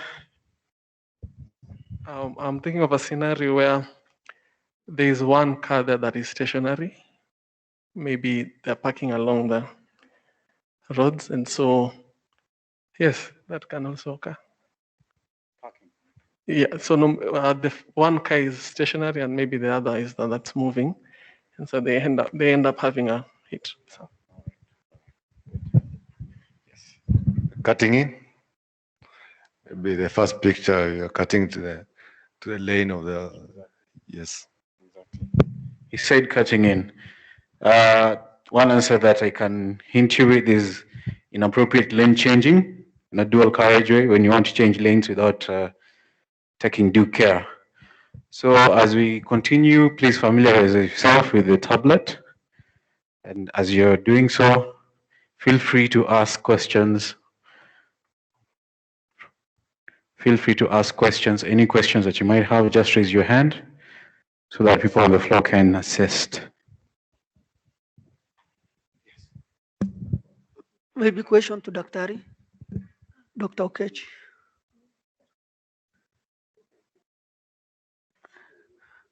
The first question, the average time taken for police to fill the tablet, considering there's also sort of traffic management involved, especially on the highways. Number two, the average time taken to fill the tablet. Yes. After the data, okay. In fact, Brian and Zane can answer that question. I think they're the ones who have really used this and worked also with the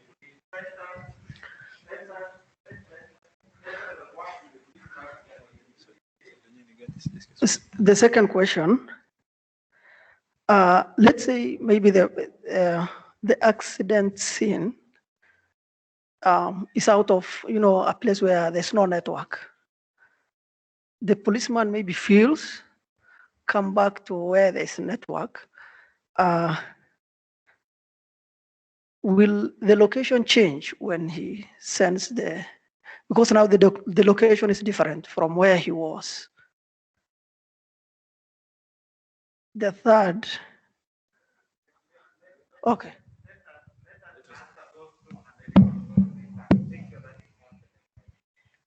Okay, to answer your second question, if I got it right, you're asking whether if the police records the accident from a different location from the actual scene, whether the location will change. Is that your question?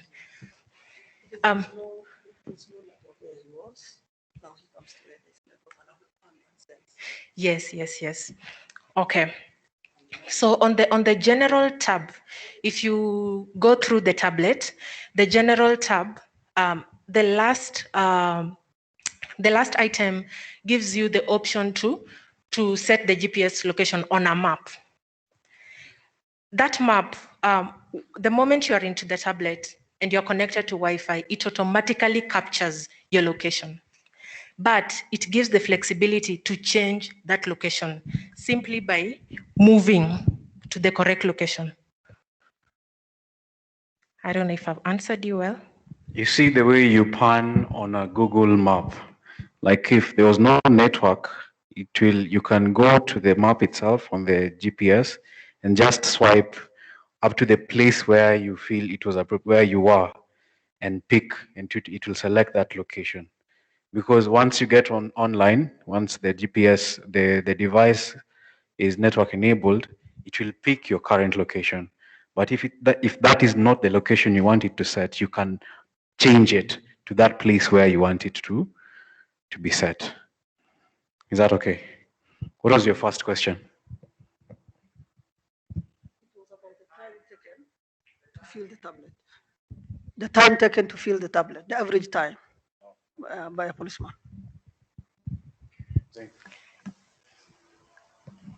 So right now, from the data that was being entered into the system, the average time it will take an officer to fill all the details will be roughly maximum 10 minutes if there are very many victims involved.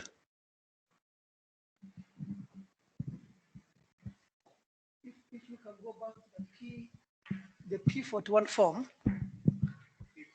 the P41 form, was it slide number 23, something like that?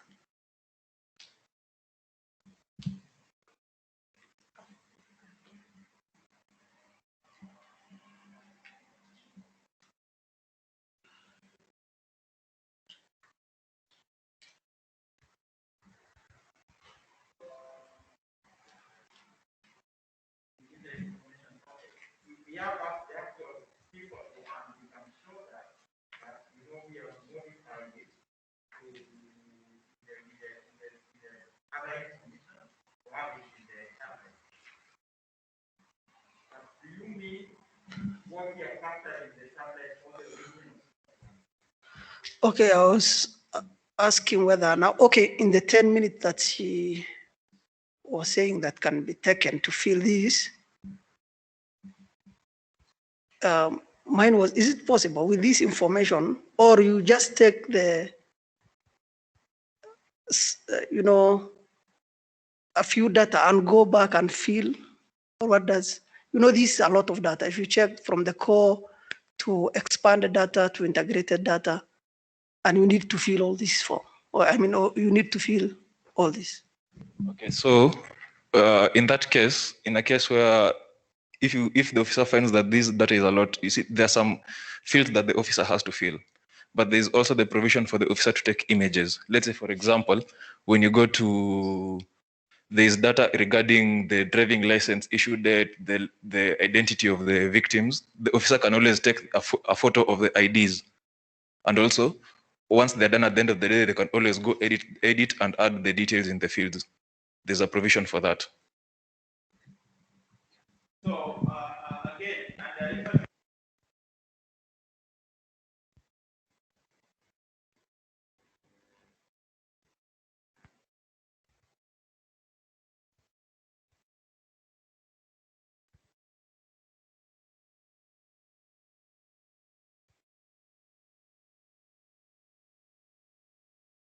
but we have selected what we believe is the most applicable, and that is what we have incorporated then in the model.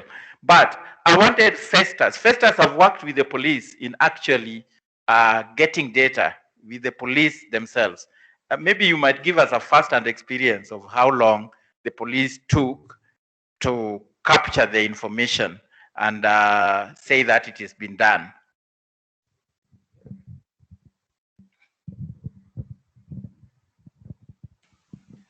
Based on the test data that we did with the police, it took about 2 minutes. Yeah?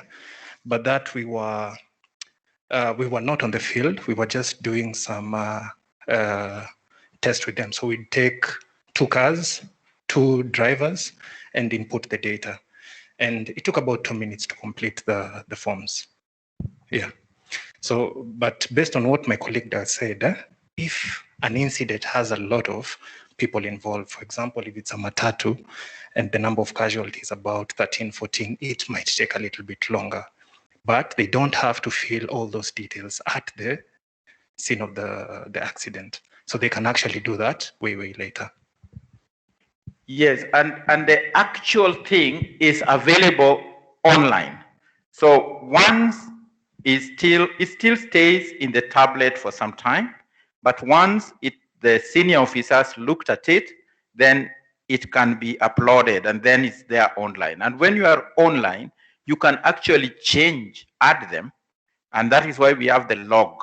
So updates of up to 30 days. For example, if an officer has even to change the category from a serious injury to a death, he still has up to 30 days. He can still go back and change it now online, not on the tablet. Yes. So we have tried to ensure that the critical information that needs to be taken, like the location, the people, the pictures, they do that very fast. Then back in the office, they can upload all the other things more conveniently, because sometimes the tablet might not be, depending on how fast somebody is tech savvy, how fast they can be able to put everything. But the same tabs, I showed you the screenshot, they are also there, and the police is able then to finish up, have it approved, and have it go forward.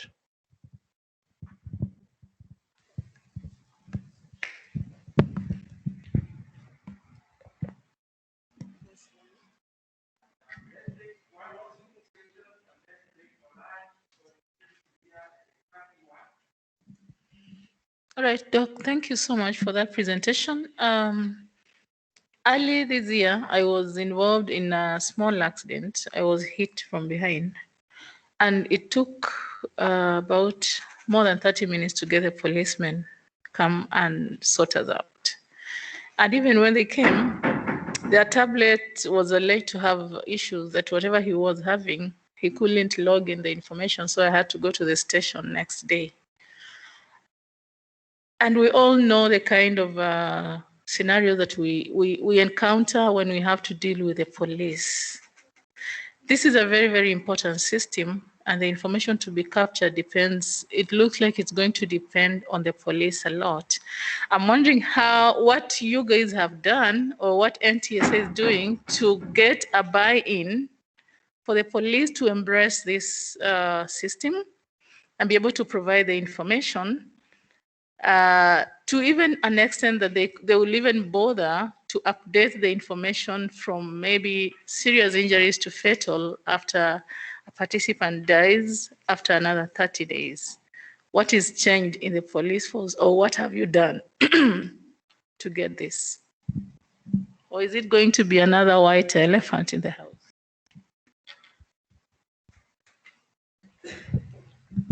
Thank you very much. I think we identified that as our number one risk in this project. And we said if the police are not on board, it all crumbles. And the police are very, very difficult to work with. That is very much given. So we identify this as a risk, as our primary risk. And we set forth to try to get it right. Now, the tablets that they were using, it is called the digital OB. So they launched a digital OB that was launched by the minister some time back and so on. And we had discussions with them. How do they find the digital OB? Do they find it useful and what? And some of them were very frank with us and told us the difficulties that they have with it and confess that sometimes we don't even use it. Those people who have it, sometimes they say they just keep it. But one of the problems, again, is that it's everything. It's a digital OB, occurrence book. Like even when you lose your ID, like I lost my ID the other day, I went to the police station and I was surprised that it was also an occurrence that they have to fill. So they fill every kind of thing. In this tablet, they have only the crash. And we asked them, should we try to integrate this system with the digital OB that you have, or would you prefer to have it as a standalone? They say they prefer to stand alone. We even talked about the size of the tablet. The lady said, we don't want a very big tablet, the lady officers. Now, if you give us a very big tablet, which will not even fit in our bags, and we had very nice, interesting discussions.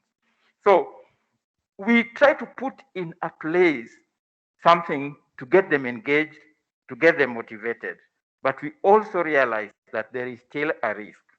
So we're going to do the implementation, after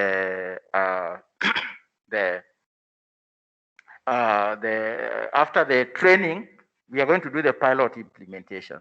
We have set some targets, and that is some of the data that we are looking at, based on what is there in the records.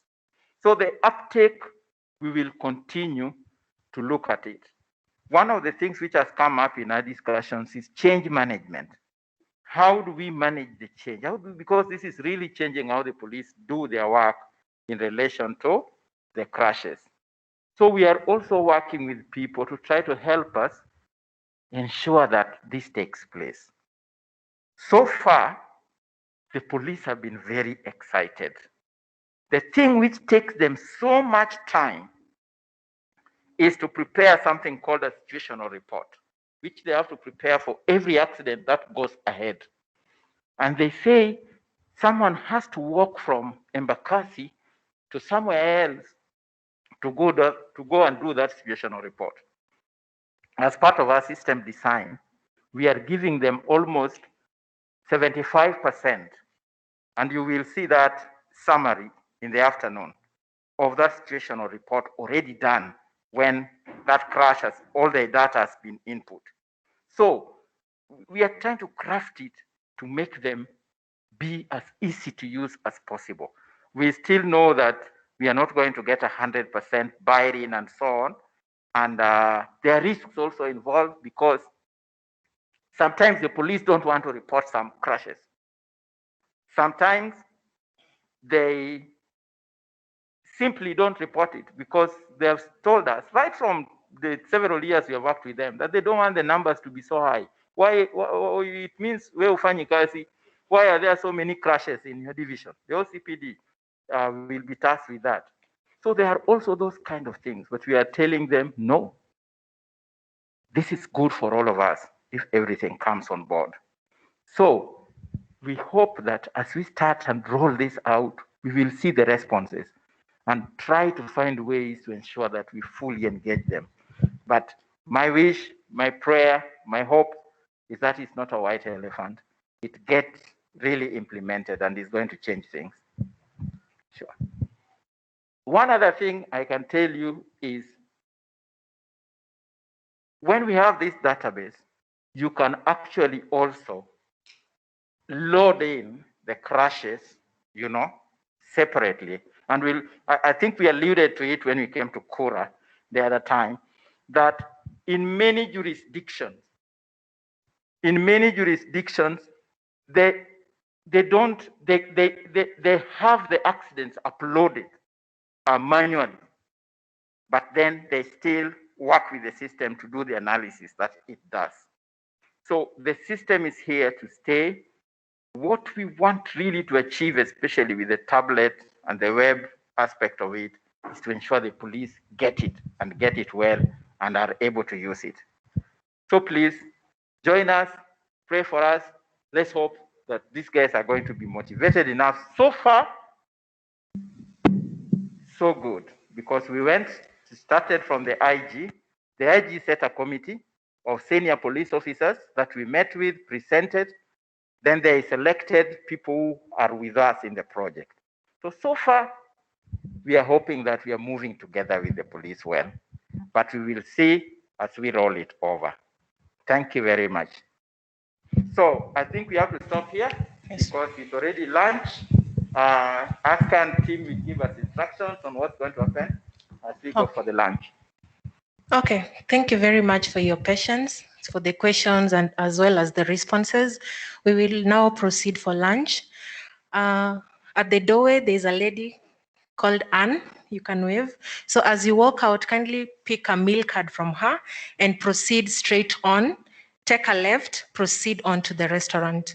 Let's be back here by 5 minutes to 1, because at exactly 1, we need to start the other training. Yeah. Karibuni.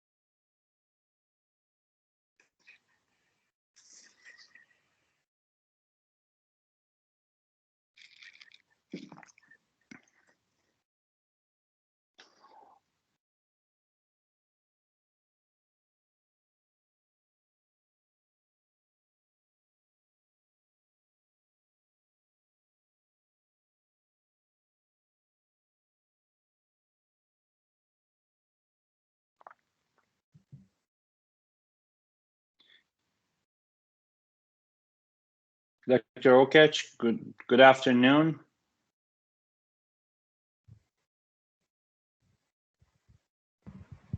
Good afternoon, Pedram. Can you hear me? Yes, very well. All right, great. So our system is working so far fine with the microphone, but when we trust that it will remain that way. Okay. The participants are just walking back from lunch. We are shuffling to ensure that everybody is here within the next 1 or 2 minutes so that we can start. Okay, very good.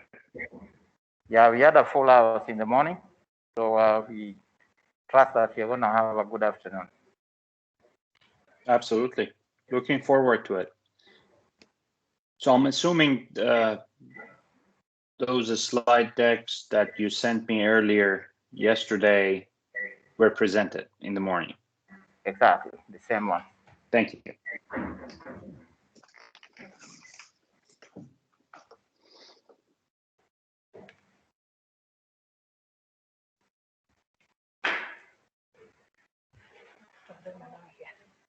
And then you can pick them off.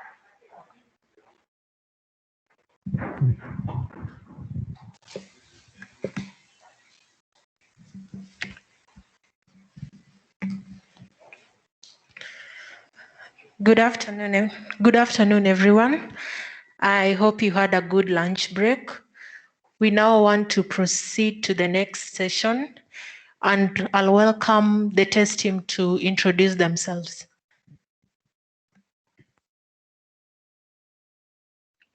Thank you, Aska.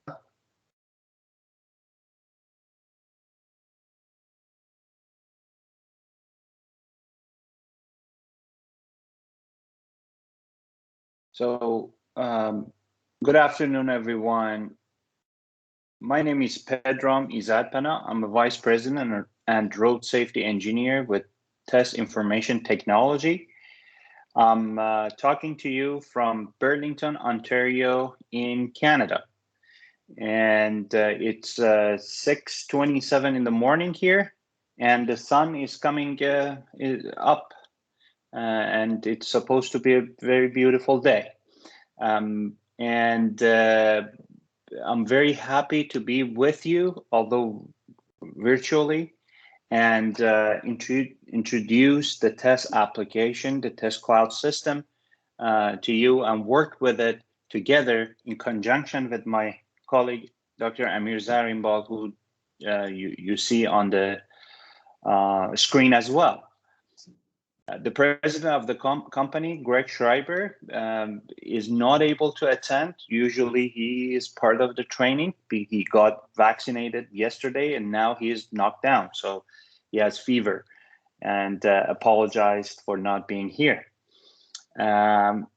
With that, Amir, do you want to introduce yourself? Sure. So my name is Dr. Amir Zarimbal. I'm a transportation engineer, and today I'm really happy and excited to work with you to learn TES software.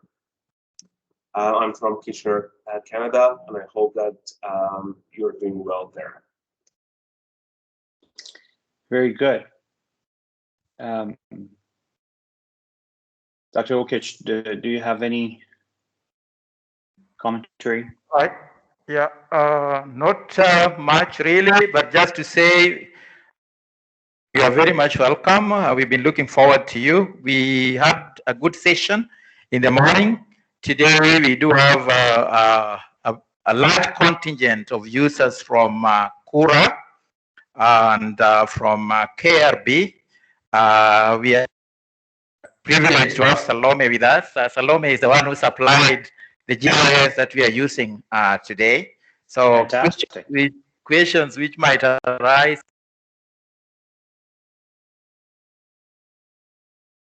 Salome we may be able to kind of address them, especially because some questions come which are really not related to the actual software, but more.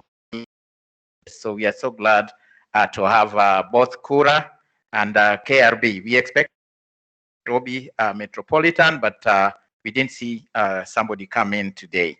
So we have 35 people in the house, and we are all eager to be able to learn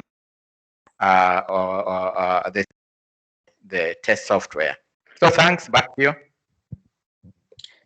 Very good. We are very excited as well. So let's jump into it. I'm assuming that everybody has a laptop in front of them, and you were provided with a username and password to access the application.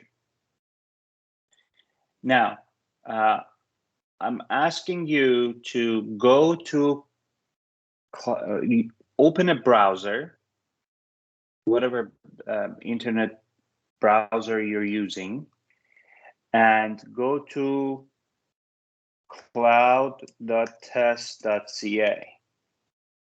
I just put it in the chat as well. So cloud.test.ca. I'm gonna share my screen and work with you on this. So if you go to cloud.test.ca, this window, you will see something like this.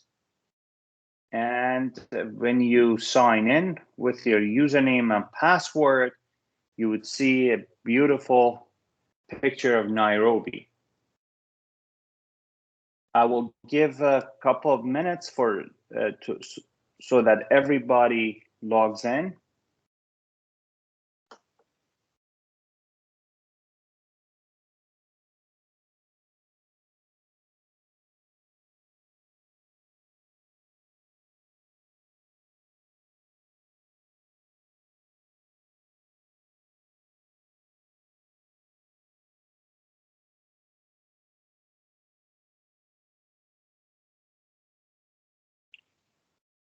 Aska is our ear and eyes in the room.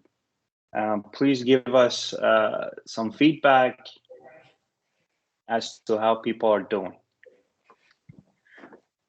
Pedram, you're good to go. Okay, fantastic. So this is what we call Test Cloud. This purplish area on the left is our navigation pane. And whenever we want to go to a separate another functionality, we got to use this navigation pane. So I will start off from what you see at the top, and that's your username. If you click on it, you will have, you can see your profile, name and last name, first name, last name, and also you can change your password on this page. Okay, so whenever you want to change your password, you go to profile and password. Just try to see if you can see it. If you want to exit the application, you just go to log out over here or close your browser. Okay.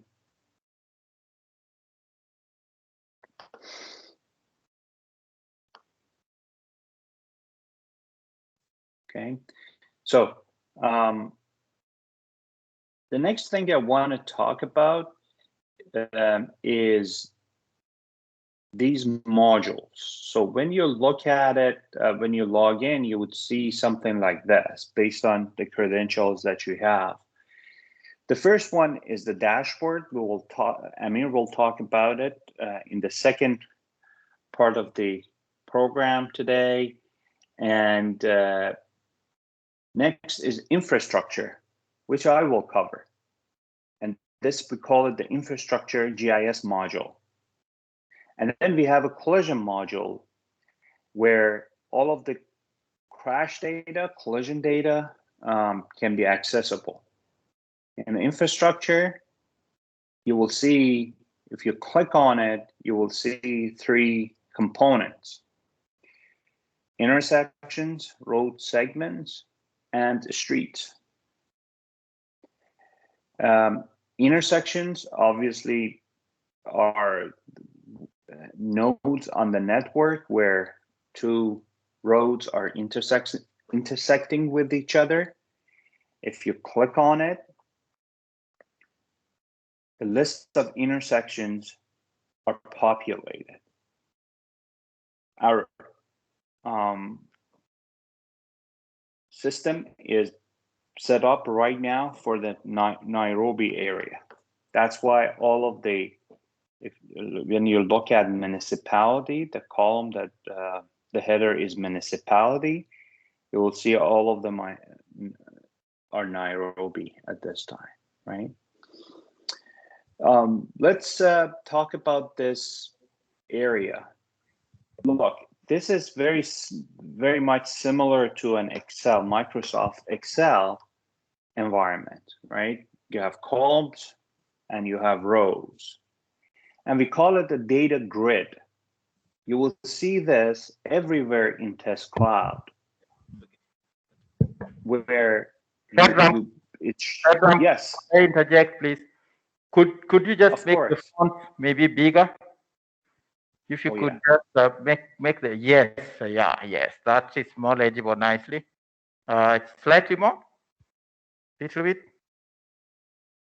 Yeah, let me if do possible. it another way. Okay.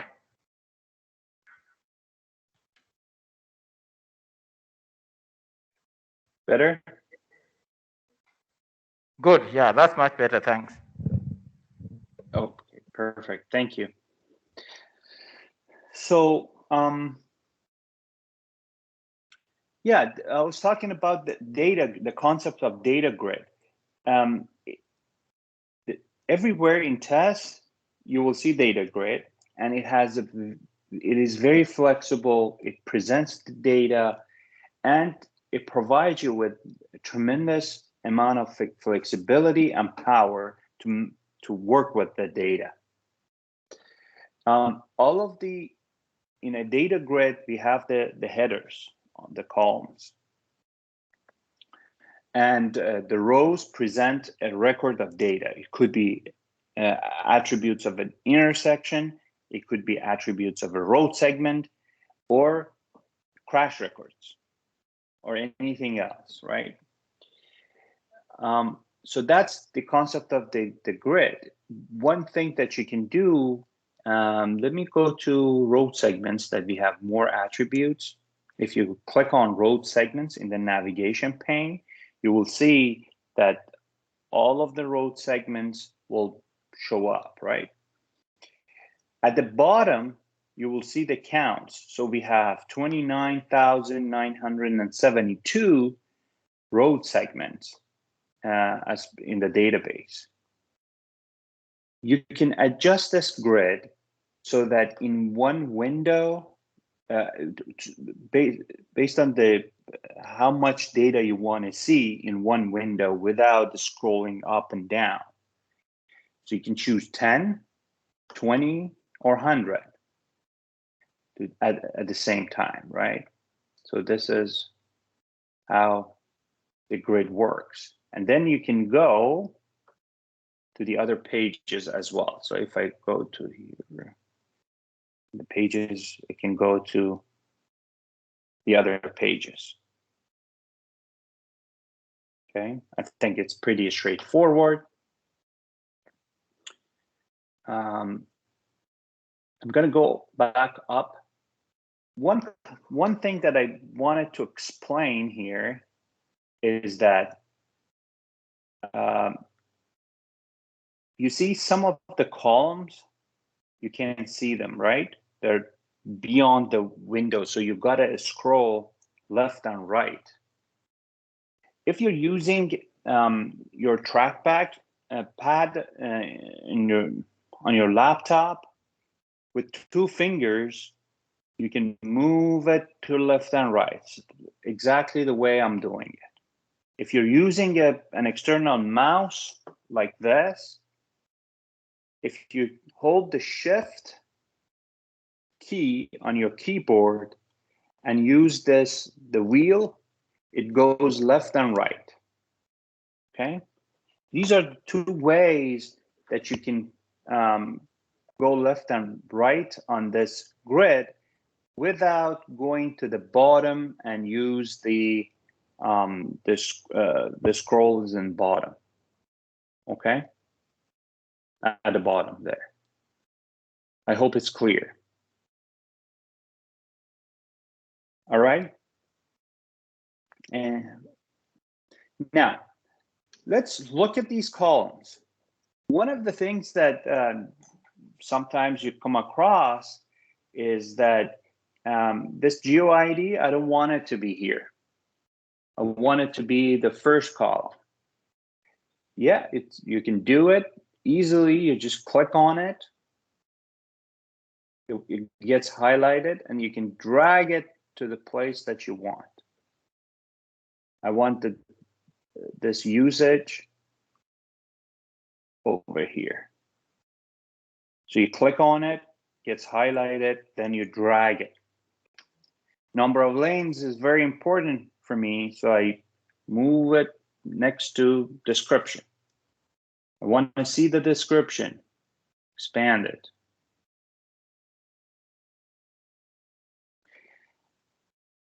Sometimes you feel that this grid is busy.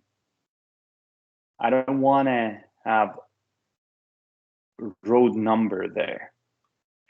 If you click on this icon up here, a window will open up. It says column chooser.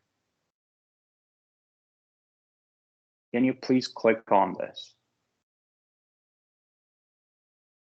Column chooser next to this magnifier for the search. All right. And then I don't want this road number to be here. So I click on it, drag it, and put it back in column chooser. It will disappear from your grid, right?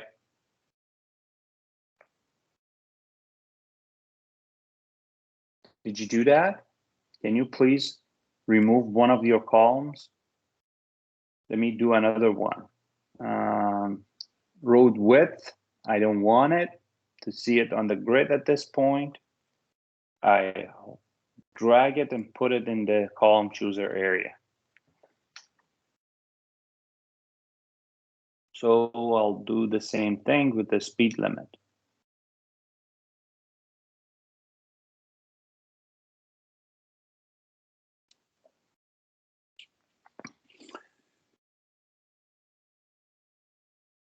Now,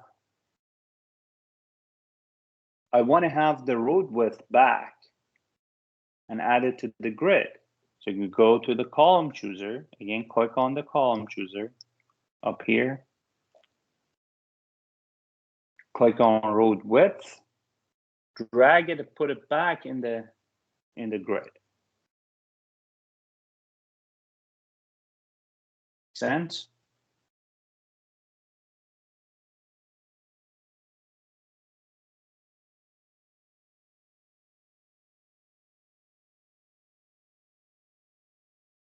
All right. One of the important concepts that everybody who works with TES Cloud need to know is this GeoID. And GeoID is a unique number associated with each road segment and intersection. And in fact, this GeoID connects this infrastructure that you see with the GIS map that we'll talk about in a few minutes. Okay. Now, let's move on to another thing. So all of the data that you see here, if you click on it, it will open up, right? It will open up and show all of the details associated with that data element. It could be a road segment in this case, or an intersection, etc. Coincidentally, this one is under jurisdiction of KURA. On the general tab, you see the name of the road, the GeoID that I talked about, and the jurisdiction. On the GIS, you'll see that road segment highlighted. It's part of a roundabout. Okay. You can go to the next tab. Details provide other information about that road segment. The key here is that the sky is limit. We can add any types of attributes that you want in TES, as long as you have the information available. So right now we have under details, we have the road surface condition, road number, and the limiting streets, limit 1, limit 2. Under cross-section, we have cross-sectional information about that road. For example, road width. In terms of operation of the road, we know that it's a 2-lane road, it's a one-way road, it's part of a roundabout, and it's very busy. That's the information we were given. We don't have the posted speed limit of the road. And then the next one is an interesting one where you can see any crashes occurred at this location. So if we have any crash recorded at this location, you would see it under this collision tab. And then you can do other things like create a collision diagram to spatially see the collisions and other good stuff that Amir will talk about. Okay. So I go back to the grid.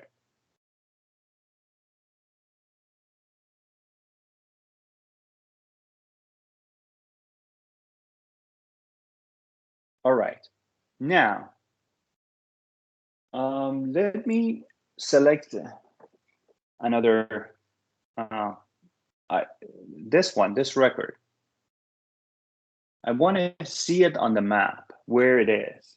So there are 2 ways. I just explained one of them, that I can click on it and then it will show me on the map where it is. I changed the zoom. So let me go back, sorry.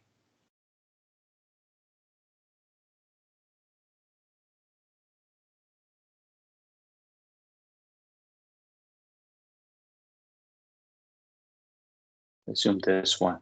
I want to see where it is.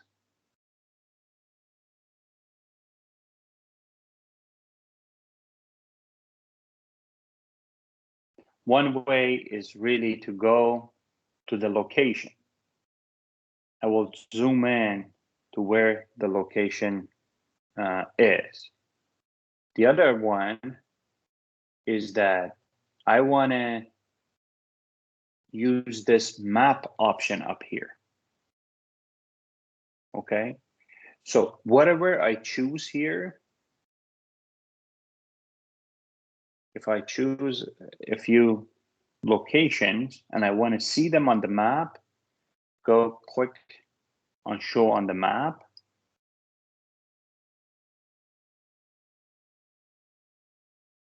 And they are highlighted on the map. Look, one of them is down here, right? It is highlighted. So let me zoom in. See, it's highlighted here.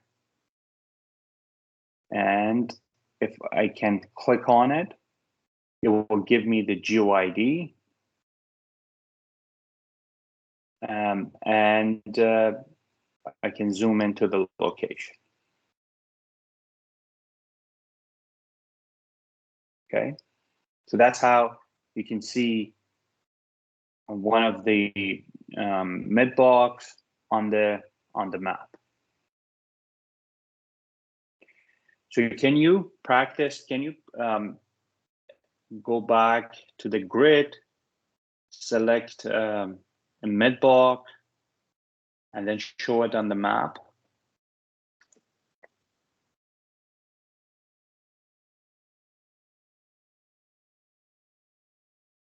I'll do it again with you. So I'm going to select this Parklands Road, and go to the map.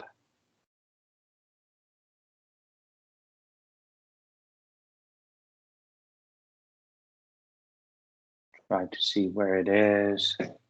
It's right here in the middle.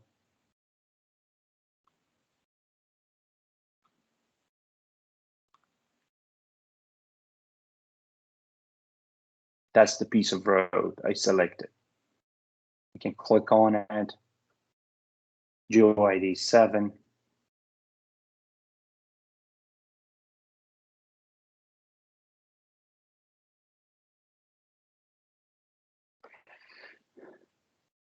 One other thing that you can do when you're here, before I forget, is this button.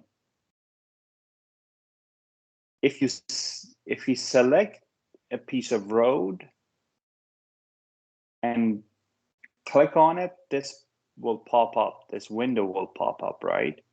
And there is a button up here. If you click on it, in the application will show the details of that piece of road.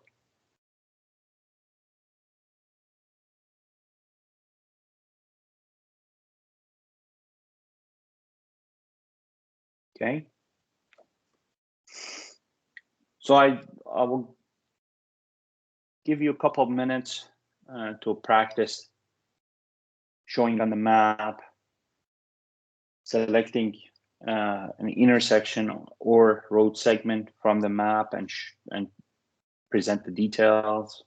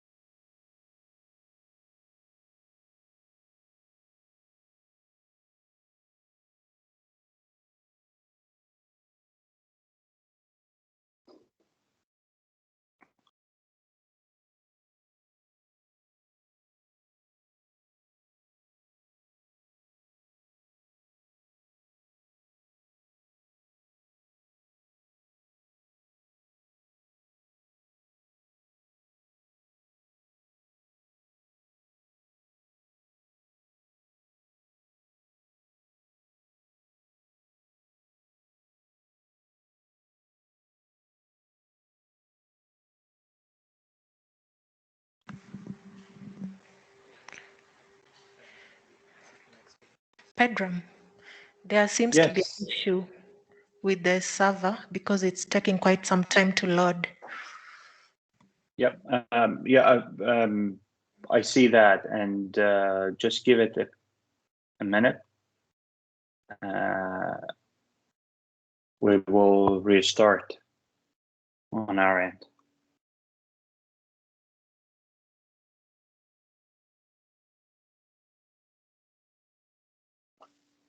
Yeah, apologize. I don't know why.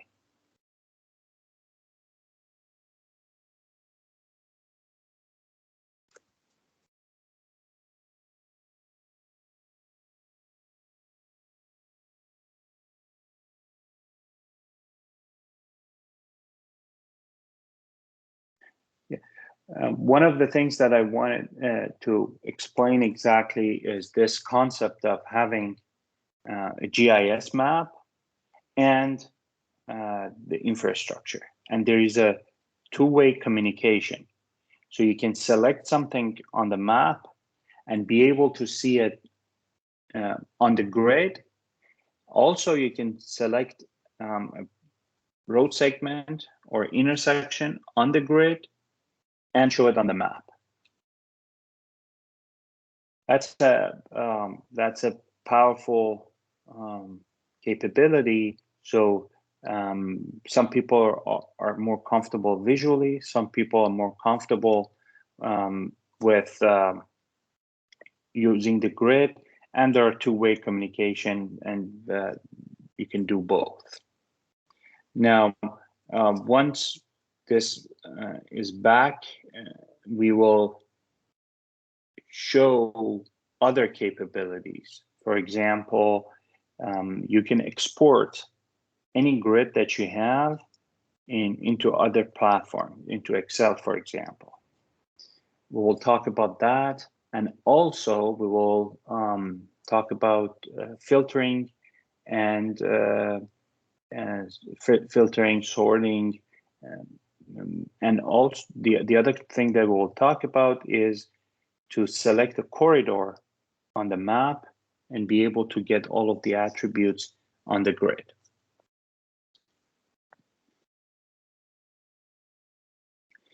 The other thing that wanted to ask you is that I'm assuming that you were given some training materials in there are some questions that we want to work together to solve them. Make sure that you have them handy. So in a few minutes that I'm done with the presentation of infrastructure inventory and GIS, we'll go to the materials and talk about and try to work them out together.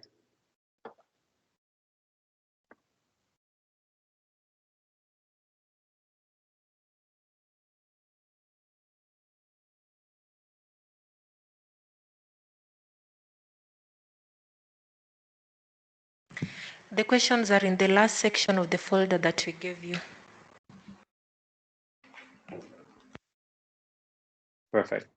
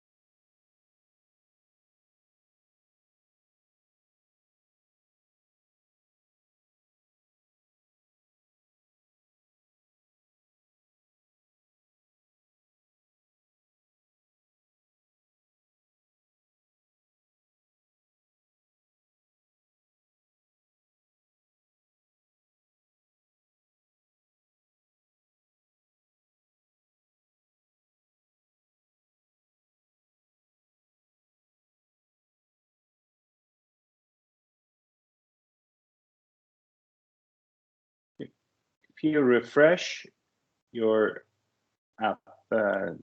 grid, depending on the browser that you're using in Google Chrome, you just go and reload it, click on the address of the page, and you should be back up and running.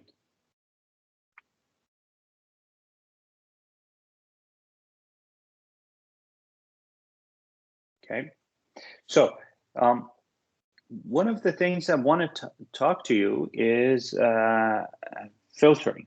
Similar to Microsoft Excel, there is a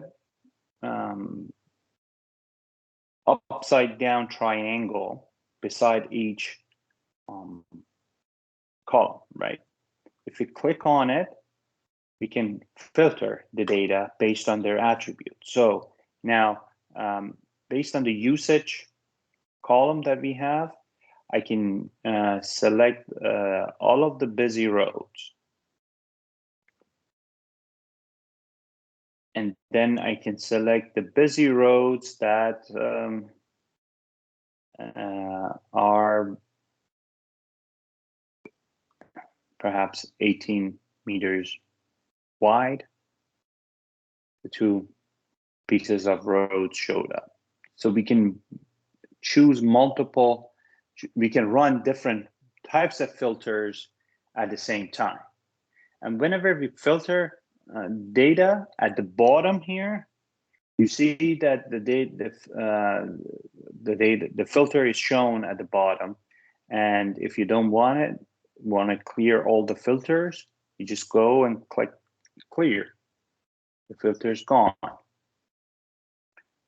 So let's see, based on the number of lanes, I want only 2-lane roads.